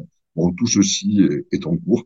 Mais en conclusion, donc, je vous dirais que l'essentiel, c'est quand on a affaire à une situation donnée, là, en l'occurrence ce pauvre chien, qui arrive avec des traumas répétés, il faut essayer de dépasser la nécessité de faire des choix. Bien, même si c'est ça qui est évidemment décisif, mais d'essayer de l'aider à prendre conscience que peut-être il y a des systèmes de causalité en amont qui sont à prendre en compte, sinon on va tout droit à la répétition. Là, en l'occurrence, l'anesthésiste, le réanimateur conseille aux petits chiens d'arrêter d'embêter les chats. Mais de la même manière, nous, quand on a affaire à quelqu'un qui a une addiction difficile et rebelle, il ne faut pas hésiter à essayer de creuser d'éventuels facteurs d'entretien ou d'éventuels facteurs causaux qui ont à voir du côté du trauma et vice versa. Quand on travaille du côté du trauma, il est de bonnes règles, je pense, d'essayer de repérer également des vulnérabilités addictologiques. Voilà très schématiquement ce que je souhaitais vous présenter en introduction. Maintenant, je suis à votre disposition après la pause, je crois, parce qu'on aura une Merci, pause, voilà. Merci pour beaucoup, prendre les docteur questions que nous Béville. transmettra Claire. Voilà. Mais on va reprendre parce qu'il y a eu beaucoup de nouvelles questions. Donc, on peut peut-être commencer par celles qui ont été posées, notamment dans le chat. Donc, on a des coordinatrices du parcours DAC 24 qui donc nous demandent si donc nous sommes souvent confrontés aux réponses de la psychiatrie qui nous demandent de régler les problèmes addictaux avant de débuter le suivi et investissement. Votre intervention nous rassure sur la nécessité de combiner donc le travail entre ces partenaires, mais on ne sait pas comment se faire entendre en fait. C'est leur problématique actuelle. Oui, je comprends bien le problème, parce que d'une part, il y a un idéal, et l'idéal, l'idéal, c'est des approches intégratives. C'est-à-dire quand c'est la même équipe ou les mêmes intervenants qui peuvent offrir des services et un accompagnement dans les différentes dimensions, psy et addicto. Bon, c'est l'idéal parce que ça facilite évidemment les problèmes de coordination, la confiance des patients, ça limite les déplacements, enfin bon, pour toutes sortes de raisons. Bon, l'idéal n'est pas toujours accessible, ça dépend des ressources humaines. Alors Mm. ensuite, il y a évidemment les approches combinées, ce qui est décrit là. C'est deux équipes, mais qui ont l'habitude de travailler ensemble et qui arrivent à se coordonner autour d'une situation. Ça, c'est excellent. Alors, là, je souscris à ce qui a été dit par ces personnes. C'est de loin ce qui marche le mieux. Les Mm. approches combinées ou intégratives, plus que les approches dites séquentielles, où on commence par l'un avant de traiter l'autre. Ça, on sait que c'est une source d'embrouille. Enfin bon, quand on peut pas faire autrement, pareil, on fait comme on peut. Mais en l'occurrence, si on peut éviter, évidemment, il faut essayer de passer direct à des approches combinées, voire intégratives. Ensuite, ça, faudrait faire. Tout dépend ensuite des ressources humaines, des ressources locales, de la qualité des liens, de la qualité des relations, etc. Alors là, j'ai pas de secret. Il faut arriver à se rencontrer, à se côtoyer, à aller se voir, à essayer d'être mieux identifié par les services de psychiatrie et réciproquement. Alors dans certains cas, ça peut être facilité quand c'est le cas au CUD, on avait des psychiatres, dont moi, donc on connaît les gens d'en face, si j'ose dire. J'ai longtemps travaillé à l'hôpital psychiatrique, mais il faut essayer de faire flèche de tout bois, c'est-à-dire essayer de trouver des gens de bonne volonté qui peuvent servir un peu de go-between et de faciliter les choses. Mais c'est vraiment un point important.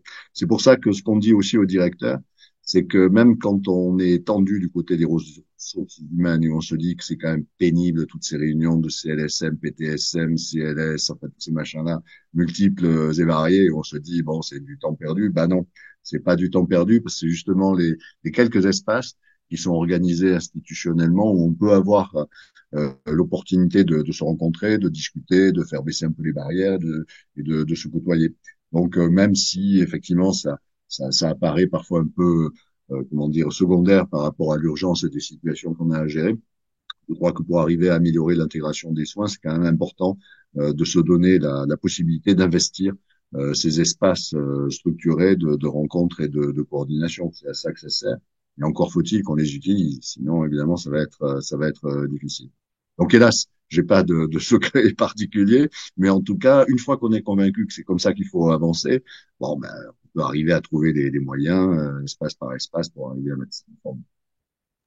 Oui, donc les espaces de rencontre sont essentiels pour pouvoir Et justement développer ces aspects-là.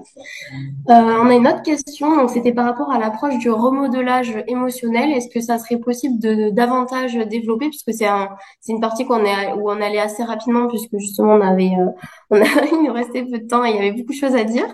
Donc c'est l'occasion du coup de revenir un peu plus dessus, si c'est possible. oui, c'est des approches qui alors sont connues vraiment bien dans le domaine de la psychotraumatologie en quelque sorte, hein, puisque une des particularités des gens qui ont subi des événements traumatiques, c'est que par la suite, justement, ils ont cette hyper-activation des circuits du stress qui fait qu'ils sont toujours attaqués, ils sont hyper réactifs, ils peuvent être colériques, ils peuvent être impulsifs. Enfin bon. Et puis à côté de ça, ils ont toutes les intrusions traumatiques qui peuvent revenir la nuit avec les cauchemars, mais même le jour, le fait de croiser un regard dans le tram, ça va les mettre en furie parce qu'ils ont l'impression de vont être agressés, ainsi de suite. Ce qui fait que progressivement, un certain nombre d'entre eux finissent par s'isoler, à se replier parce qu'ils supportent plus en fait le moindre stimuli extérieur qui va être perçu comme menaçant ou agressif et réactivant leur problème. Donc le principe du remodelage est toujours le même, c'est-à-dire ça pose en partie sur des techniques où la personne va être réexposé finalement aux souvenirs traumatiques, mais dans des conditions de sécurité telles qu'il va pouvoir gérer différemment le souvenir traumatique, de telle façon que ça va pas être un souvenir qui de nouveau va faire intrusion sur un plan affectif avec tous les symptômes physiques finalement d'attaque de panique, de crise d'angoisse où on est débordé d'émotions pour le coup, mais où cela va être engrammé, intégré dans une mémoire plus classique, si j'ose dire, où le souvenir sera là, désagréable, mais où il s'imposera plus à soi, il sera pas réactivé à chaque incident. Donc l'astuce, c'est au moment où la personne va exposer son souvenir, de le mettre dans des conditions telles que sur le moment, l'évocation de ce souvenir ne redéclenche pas la crise d'angoisse et l'attaque de panique. Donc c'est de ce côté-là qu'il peut y avoir un remodelage émotionnel qui peut s'appuyer sur différentes techniques pour le coup. Il peut y avoir des techniques psychothérapeutiques hein, avec de l'EMDR, avec différentes techniques de cet ordre. Ça peut être des techniques de réassurance simples, un cadre très rassurant, un lien fort avec un thérapeute, une main qui est prise, enfin autant de choses, même parfois des thérapies sensorimotrices. Et puis ça peut être fait avec des médicaments, avec des produits qui eux aussi vont avoir pour effet, au moment où la personne réévoque le souvenir traumatique, de ne pas être débordé de symptômes d'angoisse. Donc, ça peut être des bêta-bloquants, ça peut être des MDMA, ainsi de suite, ainsi de suite. Alors, alors tout ça, c'est connu pour le coup en psychotraumatologie, c'est assez classique. Ce qui est intéressant, c'est que d'une part, on voit que ça peut être utilisé dans notre champ des addictions, parce que plus on apaise ce qu'on avait fait avec ces jeunes femmes de la rue, avec de l'EMDR, plus on apaise l'intensité, disons, de leur état de stress post-traumatique, plus secondairement, la problématique addictive, dans bien des cas, va se réduire, puisque les gens ont moins besoin de s'abrutir, finalement, pour, euh, pour arriver à survivre.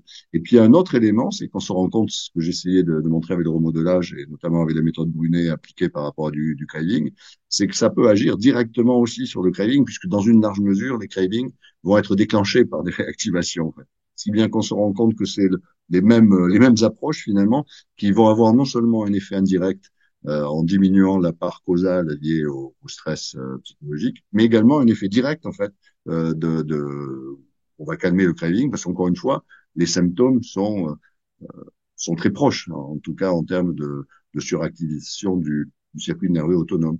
Donc ça aussi, c'est parmi les choses qu'on a apprises en côtoyant des personnes qui travaillent dans le domaine du trauma. Donc c'est une des raisons de plus où il est intéressant de se rencontrer. Alors, sachant que nous, on peut intéresser les gens du trauma, parce que dans bien des cas, une des craintes qu'ils ont, et là, ça se vérifie assez souvent, c'est que des gens qui subissent des traumas aigus, ils voyaient plutôt du trauma aigu en première intention, sont à risque de basculer vers une addiction secondairement, hein, clairement, pour faire baisser la pression. Donc à ce moment-là, ces collègues ont également besoin de nous, ce qui fait que c'est donnant-donnant. Donc c'est parmi les éléments qu'il faut essayer de vendre par rapport à la question précédente, quand on a des rencontres en disant qu'on peut avoir des échanges qui vont être mutuellement bénéfiques, en fait.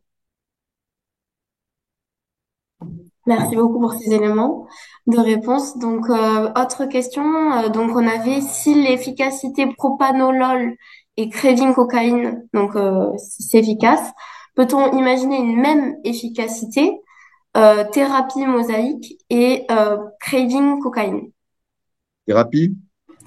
Thérapie mosaïque, mosaïque. Je sais pas, je ne sais pas, peut-être je le prononce peut-être mal. C'est dans les discussions. Disons que globalement, oui. C'est-à-dire, Hmm. on se rend compte que, compte tenu de ce que j'essayais d'expliquer dans la première partie, toute technique psychothérapeutique, mosaïque, hein, toute technique psychothérapeutique ou toute technique même psychosociale qui va avoir un effet d'apaisement. Il y a même des techniques psychosociales, seeking safety, où ça va être du travail de groupe avec un milieu tout à fait rassurant, tout à fait chaleureux, etc. Ou toute technique médicamenteuse qui va pouvoir contribuer à faire baisser l'état de stress et de réactivation traumatique va avoir un effet alors, direct sur l'état de stress et de réactivation traumatique, mais indirect aussi sur les addictions. Donc là, c'est vraiment une voie en plein développement. J'avais mentionné aussi, vous avez dû le voir au tout début, là, sur les neurotransmetteurs qui ont un effet anti-stress, et notamment l'ocytocine. L'ocytocine, on le sait, c'est vraiment du lien, c'est celle qui est fondamentale dans l'attachement primaire, l'attachement mère-enfant, etc. Il a été démontré que l'ocytocine, alors il y a des problèmes de stabilisation, mais bon, mais un jour, il devrait y arriver quand même à faire un médicament à base d'ocytocine. Et par exemple, un accès de colère intense chez quelqu'un qui présente un trouble borderline, un coup de spray d'ocytocine va faire baisser la pression instantanément. Donc on sait que ce type d'approche qui a un effet anti-stress quasiment immédiat, hélas pour le moment pas très durable, c'est le problème, pourrait être utilisé également dans ce type d'indication.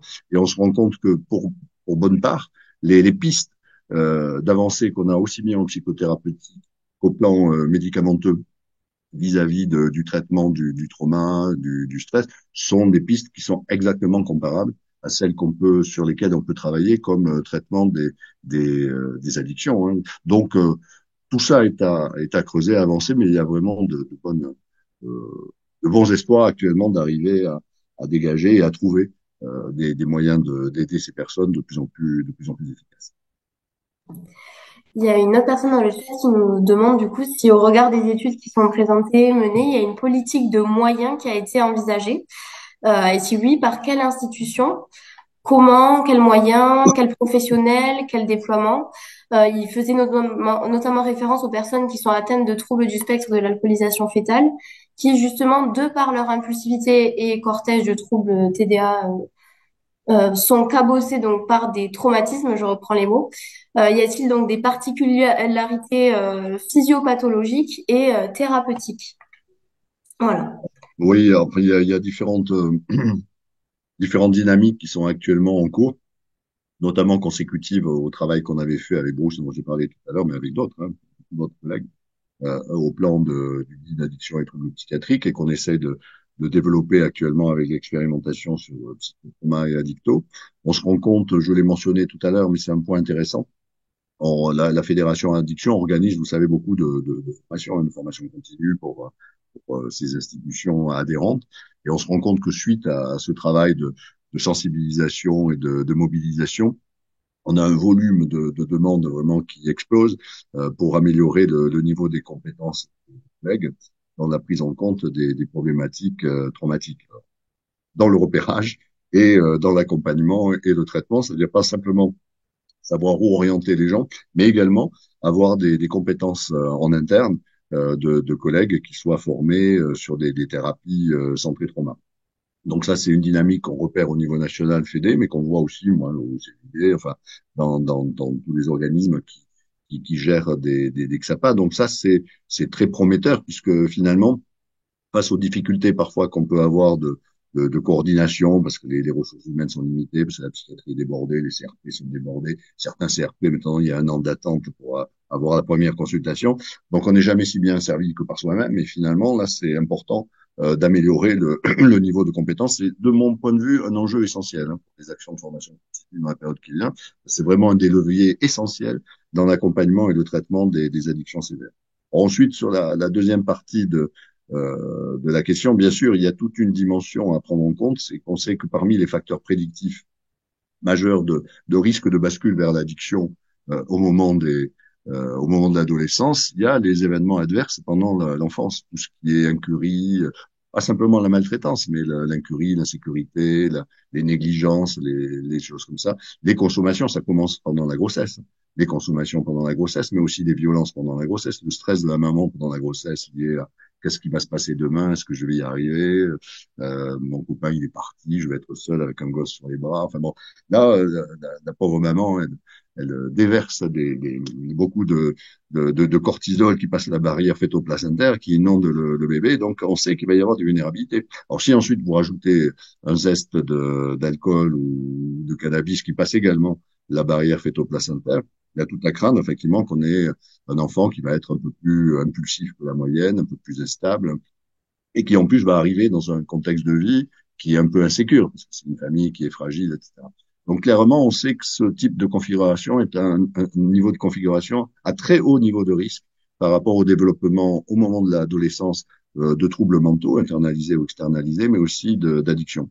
Et actuellement, on vient d'apprendre qu'on avait proposé un projet qui vient d'être accepté par le Fonds de lutte des addictions pour essayer d'aider justement les XAPA à être plus proactifs et actifs quand au sein de leur clientèle, il y a des personnes qui viennent d'avoir des enfants pour essayer de prendre en compte cette dimension-là avec des actions spécifiques de soutien à la parentalité et d'accompagnement à la parentalité. Parce que finalement, on se rend compte que ça sera sans doute parmi les actions de prévention des addictions qui sont parmi les plus efficaces. Alors pour le coup, des actions de prévention ciblées, pas générales, mais globalement, on sait que le risque est majeur chez des enfants qui naissent dans une famille où il y a la double dimension trouble mental et usage de substances. Donc comme nous, on connaît une partie, pas tous, mais on connaît une partie de ces adultes en âge d'avoir des enfants. Il faut voir que c'est un peu de notre responsabilité, et d'autres, hein, de développer des systèmes là aussi, de repérage et d'accompagnement dédiés. C'est sans doute parmi les pistes de prévention ciblées les plus prometteuses. Merci beaucoup. Autre question, c'est quelles sont donc les stratégies. Donc, on a beaucoup parlé en fait des stratégies, des traitements médicamenteux et aussi l'accompagnement, le suivi à avoir pour ces patients-là. Mais quelles sont les stratégies de prévention qui peuvent être mises en place pour réduire les risques de développement de troubles de l'usage chez les personnes ayant vécu des expériences traumatiques ou des violences? Donc, vraiment, dans l'idée de la prévention, qu'est-ce qu'on peut faire en fait en termes de stratégie? Mm. Entier. Bah, ça prolonge un peu ce que je venais de dire. Il y a d'une part des stratégies à mener auprès des parents eux-mêmes pour les soutenir dans leur parentalité et essayer de faire en sorte qu'ils se sentent plus à même d'être des parents chaleureux et disponibles. Il y a également tout ce qui peut être fait au plan social, au plan psychosocial pour offrir un cadre sécurisant quand il y a des problèmes de logement, des choses comme ça, qui sont parmi des facteurs de stress. Alors là, pour les interventions directes auprès des enfants, ce qui est intéressant, alors il y a beaucoup d'études qui ont été faites là-dessus, assez récemment d'ailleurs. Quand vous regardez, il y a une grosse étude de cohorte actuellement sur des milliers de bébés. Enfin, en même temps, ils ont grandi, les bébés, ils vont avoir bientôt 18 ans. Donc, on regardait à peu près quel était le niveau de développement cérébral avec de l'imagerie, mais aussi avec des tests psychologiques. On essayait de voir comment évoluaient les bébés en fonction des conditions de vie initiales dans leur famille.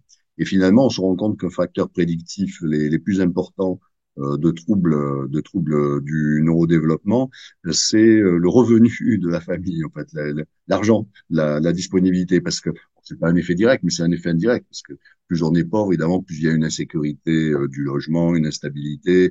Plus souvent, on est dans des situations d'isolement, on est dans des situations de conflit, on est dans des situations d'angoisse. Ben, c'est parmi les facteurs qui sont des facteurs stressants, évidemment, chez le gamin. Et donc, on se rend compte, ça va peut-être vous étonner, mais que parmi les politiques les plus efficaces, il y a le soutien social, en fait, aux familles en difficulté, là où il y a des enfants pauvres. Donc, des politiques publiques qui, en fait, ne sont pas des politiques de santé, mais qui sont des politiques sociales d'assistance aux familles, qui sont sans doute parmi celles qui ont un très gros impact. Complété, évidemment, ça aussi, ça a été démontré, notamment chez des familles très vulnérables. Il y a eu pas mal d'études aux États-Unis, il y a eu quelques études en France, d'ailleurs, où des familles qui étaient identifiées comme étant à très haut niveau de risque. Il y avait des gros problèmes sociaux, des gros problèmes relationnels, des problèmes d'usage de substances chez les parents. On se rendait compte que même des approches alors, de soutien familial, hein, de renforcement des compétences familiales, comme le PSFP et autres, peuvent avoir aussi un effet tout à fait efficace et ramener le risque de devenir chez l'enfant à celui qu'on rencontre à peu près en population moyenne à même niveau de revenu. Donc ça, c'est tout à fait intéressant. Et ensuite, il y a les interventions, ça c'était la question actuelle, directes auprès des gosses. Et là, schématiquement, ça va être aussi tout ce qui est renforcement de compétences, soutien, etc., avec les difficultés qu'on connaît actuellement pour trouver des partenaires côté pédopsychiatrie, etc. Néanmoins, c'est des choses à mettre en place. Et puis évidemment, si on repère que la situation est vraiment problématique, qu'il y a des violences, par exemple, comme ça, il faut pas hésiter à ce moment-là à utiliser d'autres dispositifs avec les signalements ad hoc. Mais dans bien des cas, on se rend compte qu'on peut éviter justement d'en venir à cette situation de contrainte si on arrive à avoir un repérage le plus tôt possible et un accompagnement le plus précoce et intensif possible. Donc c'est ce vers quoi en tout cas on va essayer de s'engager avec ce projet-là qui vient de nous être accordé et qui va nous donner des moyens pour essayer de faire un peu le tour de France, de voir ce que font nos amis les uns les autres. Il y a du des enfants, enfin il y a toutes sortes d'expériences qui ont été faites et d'essayer de voir peut-être ce qui est le plus utilisable et le plus réappropriable dans nos différents établissements. Il y a une autre question, c'était comment les professionnels de la santé mentale peuvent-ils identifier et évaluer les antécédents de psychotrauma et de violence chez les patients présentant des troubles de l'usage?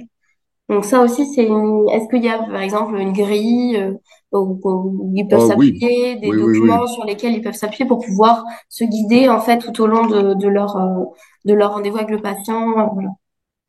Oui, oui, il y a toutes sortes de grilles qui sont d'ailleurs plutôt bien faites, alors qui sont disponibles. Justement, j'avais mentionné là qu'il y a le guide addiction et troubles psy, là, qu'on avait édité, qui est téléchargeable et qui mentionne justement un certain nombre d'outils de repérage qui peuvent être tout à fait utiles et d'ailleurs qui nous ont été communiqués par des amis du CRP, parce que pour être franc, on les connaissait pas bien, donc c'est utile de les avoir. Néanmoins, au-delà des grilles, je crois que ce qui est fondamental, en fait, c'est de poser la question.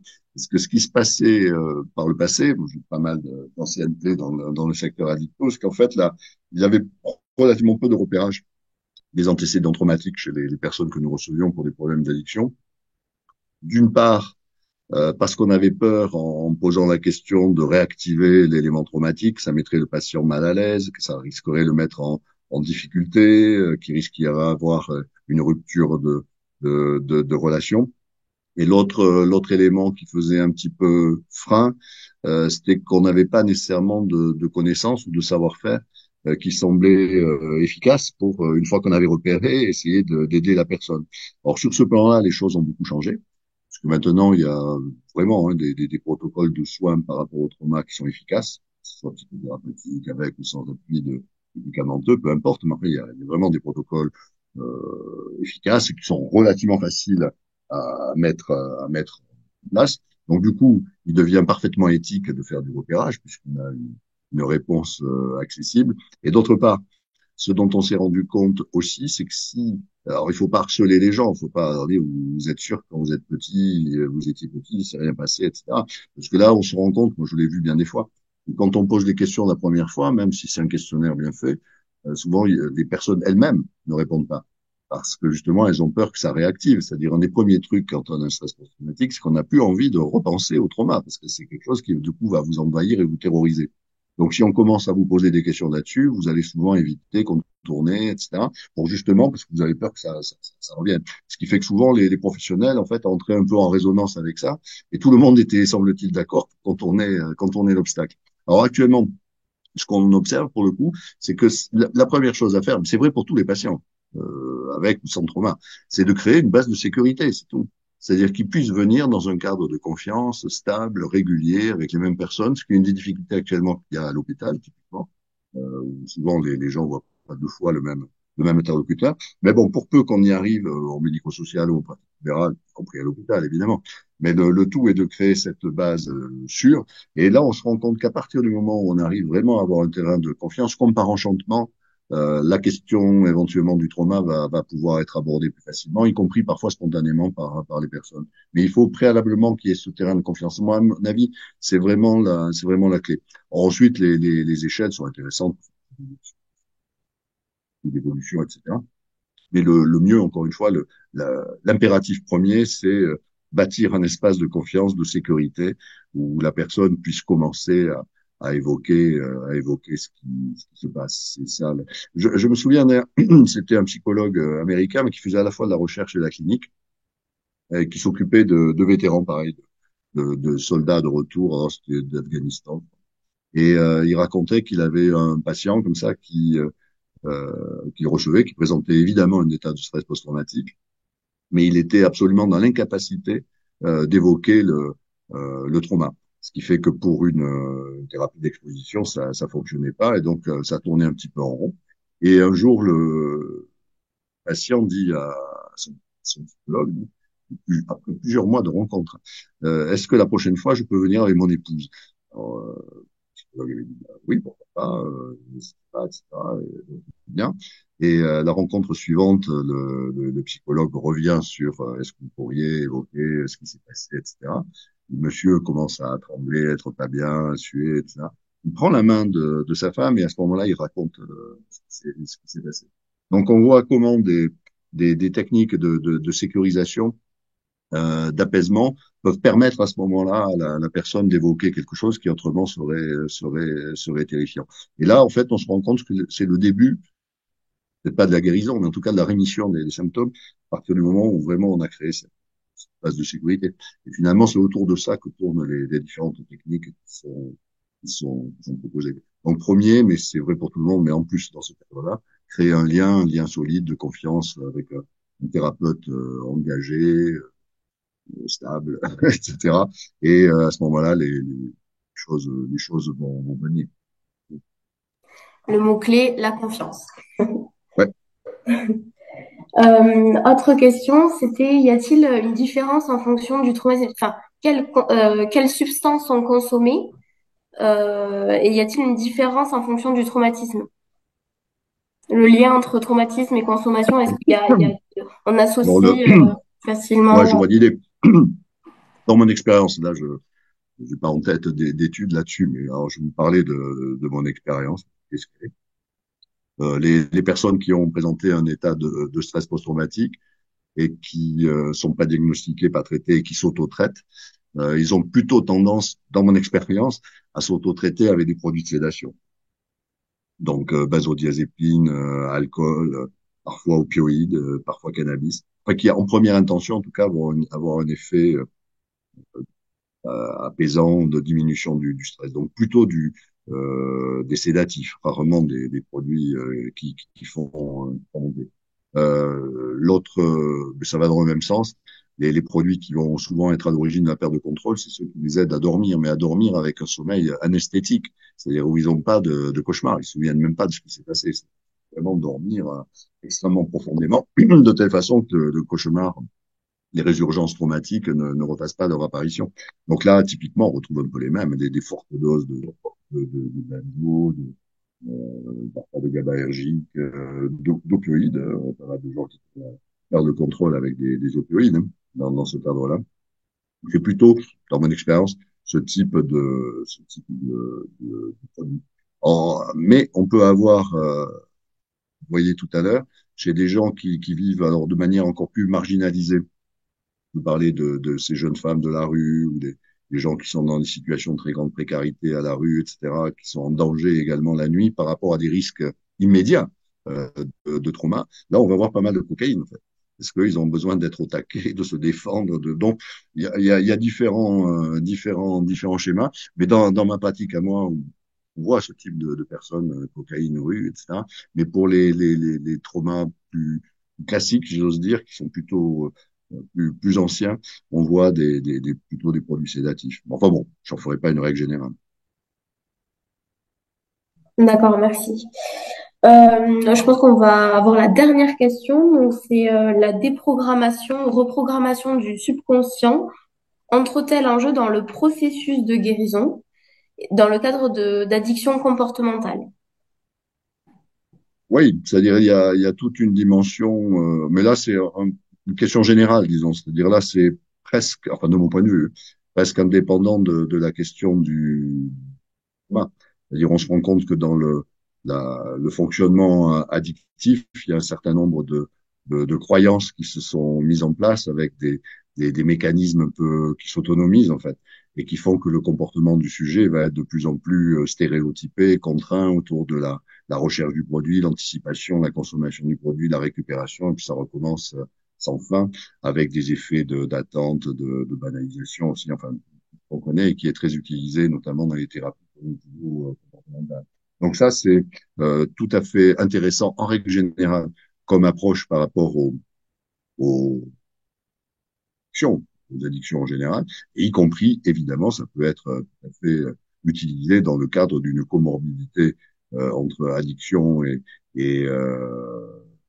stress post-traumatique, en aidant notamment la personne à prendre conscience du fait que ce qui, dans un premier temps, avait contribué à apaiser son angoisse ou sa souffrance, fait que petit à petit, il a engrammé cette représentation là du produit salvateur qui va être le produit d'apaisement, alors qu'on se rend bien compte, pour les raisons que j'évoquais initialement, que c'est l'inverse qui se passe, c'est-à-dire ce qui était peut-être vrai en tout début d'intoxication a fini par s'émousser au fur et à mesure que l'intoxication devenait chronique et peut par s'inverser, passer à un certain stade. Donc ça, c'est extrêmement difficile à mesurer de la part du patient, puisqu'il a été évidemment programmé avec une autre représentation du produit. Donc c'est sous cet angle-là, évidemment, qui peut être intéressant de travailler avec lui au travers de ce qu'ils disent, d'ailleurs, des discussions qu'on peut avoir avec eux, pour leur faire toucher du doigt, qu'hélas, ce qui peut-être dans un premier temps avait été un apaisement ou un soulagement, devient maintenant un problème de plus et un problème qui aggrave leurs difficultés et qui les intensifie, etc.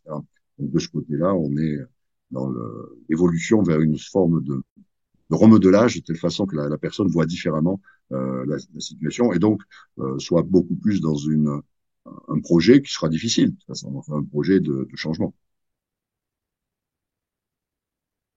D'accord. Ben, merci beaucoup. Bon, ben, je pense qu'il y a encore quelques questions, mais je pense qu'elles ont déjà plus ou moins été abordées. Donc, du coup, je propose qu'on s'arrête là pour aujourd'hui. Merci beaucoup. Normalement, ma collègue, va voilà, merci pour votre participation et elles vont vous envoyer donc Claire, le lien. Oui, peut-être juste parce que je vois qu'il est -5, parce qu'il y avait encore quelques questions, peut-être en prendre une dernière quand même pour vas-y, pas trop vas-y. frustrer ceux qui n'auront pas eu de réponse. Notamment celle-ci, comment aider à se détacher de son psychotrauma et des ruminations anxieuses sans substance? Le traitement de substitution qui s'éternise ne contribue-t-il pas à maintenir le lien entre la personne et son psychotrauma? Oui, sans substance, c'est sans doute possible, mais du coup, avec ce que je disais précédemment, c'est-à-dire avec une aide psychothérapeutique. Le point qui est crucial dans cette affaire-là, c'est que les patients eux-mêmes ont des représentations de ce qui peut les aider ou ne pas les aider, qui sont les leurs, hein. Certains se méfient des médicaments, même si par ailleurs ils sont addicts à des drogues, mais ils peuvent avoir une grande méfiance par rapport aux médicaments psychotropes, la crainte que ça les normes, les anxus, que ce soit le cannabis chimique, etc. D'autres, à l'inverse, se méfieront de tout ce qui est psychothérapie, a fortiori d'exposition. On se dit ça va être douloureux, ça va être pénible, les prises de tête, moi je supporte pas, ça va être mal. Bon. Donc un des premiers points, me semble-t-il, quand on a affaire à des personnes qui sont dans cette situation, c'est leur demander eux, de leur point de vue, qu'est-ce qui pourrait les aider. Et en fonction de leur réponse, c'est de vous montrer tout à l'heure avec l'étude en double randomisation, c'est que c'est la représentation qu'ils ont de leur guérison, un peu le narratif d'une guérison possible, la leur, qui va orienter la proposition de prise en charge. Parce qu'on sait que ce qui va le mieux marcher finalement, c'est ce qui entre en écho et en résonance avec les attentes de la personne.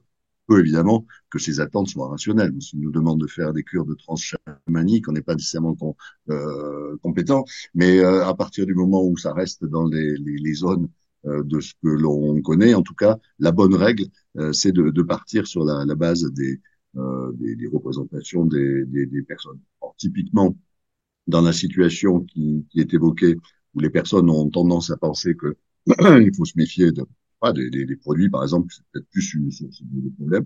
On va plutôt faire des propositions d'ordre psychothérapeutique. Et heureusement, dans le champ de ces comorbidités-là, il y en a beaucoup. Or, sur l'aspect traitement de substitution, ce qu'il est important de voir, c'est que ça agit bien effectivement sur la partie addicto-dépendance à un trouble opioïde. En revanche, quand c'est pris en continu, il n'y a pratiquement pas d'effet, contrairement au début, il n'y a pratiquement pas d'effet curatif par rapport à un état de stress post-traumatique. Donc, ce que l'on sait, c'est là, il y a pas mal d'études qui le montrent. Ce qu'il faut faire à ce moment-là, c'est une prise en charge complémentaire de l'état de stress post-traumatique. Ne pas se contenter de donner un traitement de substitution en imaginant que du coup le stress post-traumatique va s'émousser de lui-même. Hélas, pas comme ça que ça se passe. On le voit beaucoup. Moi, une des premières personnes que j'avais vues pour une histoire de dépendance à des médicaments opioïdes, c'était une secrétaire de direction qui avait un syndrome des jambes sans repos, à qui avait été prescrit de l'oxycontin, je crois, et à des doses de plus en plus croissantes, parce que ça marchait pas bien. Au bout d'un moment, ça avait pris une telle ampleur que du coup, son médecin, le neurologue d'ailleurs, avait dit qu'il arrêtait la prescription, parce que c'était en danger. Du coup, elle avait appelé le centre de pharmacovigilance à Bordeaux qui me l'avait envoyé pour une évaluation. Et ça illustre un peu ce que je disais tout à l'heure. La réponse a été créée à une base de sécurité, c'est-à-dire son angoisse c'était d'être en panne d'oxygène. Paris, pour des pharmacies, ils étaient entrés dans un fonctionnement un peu toxico, alors que c'était pas du tout leur mode de vie, leur culture. En plus, c'était très culpabilisé. Vous voyez bien que c'était pas une bonne voie. Donc, la sécuriser par rapport au produit, avec une autosubstitution, je lui prescrivais l'oxycontin. Et typiquement, c'est à partir du moment où elle a été rassurée sur ça, qu'elle serait pas en panne, qu'elle serait pas en vrac, qu'elle serait pas en sevrage, parce que c'est la crainte de la panne qui, en fait, est anxiogène, etc., qu'alors que je lui avais demandé au début, avec ménagement, si par hasard, dans sa vie, elle n'avait pas eu d'épisodes un peu difficiles, etc., il a fallu 4, 5 mois, pratiquement, avant qu'elle commence à évoquer un souvenir, alors, pour le coup, un trauma sévère avec son compagnon précédent, qui était extrêmement violent, il était en prison. Et c'est quelque chose qui n'était apparemment pas revenu en mémoire les premières fois où on s'était rencontrés. Ce qui fait qu'à ce moment-là, j'avais continué le traitement par Oxycontin, tout en l'orientant EMDR, etc. Et puis on a eu un effet bénéfique dans des délais relativement rapides, avec une diminution des états de stress. Et secondairement, on a pu diminuer l'Oxycontin. Mais en fait, et même l'arrêter. Donc, on voit que c'est dans ce cadre-là, on peut avoir des prises en charge également combinées. Et il faut pas aller plus vite que la musique, quoi. Il faut prendre son temps, de toute façon que la personne, dans la mesure du possible, reste confortable. Et à ce moment-là, on peut arriver confortable et rassuré. Et donc, on peut arriver à D'accord, ben merci beaucoup. Normalement, là, on a fini les questions. Du coup, un grand merci à vous d'avoir participé à cette réunion. Pour information, donc le prochain rendez-vous de la chorale, il aura lieu en septembre. Il y a une petite pause pendant les vacances d'été. Et donc, ça sera donc en septembre, le 12 septembre, de 14 heures à 16 heures. Ça portera sur les troubles du spectre de l'alcoolisation fétale et la justice. Et avec comme intervenant le David Junior Gilbert, qui est chercheur à l'université de Salford. et doctorants là-bas. Voilà. Donc, merci beaucoup à toutes et tous et bonne journée. Merci, au revoir. Merci, au revoir.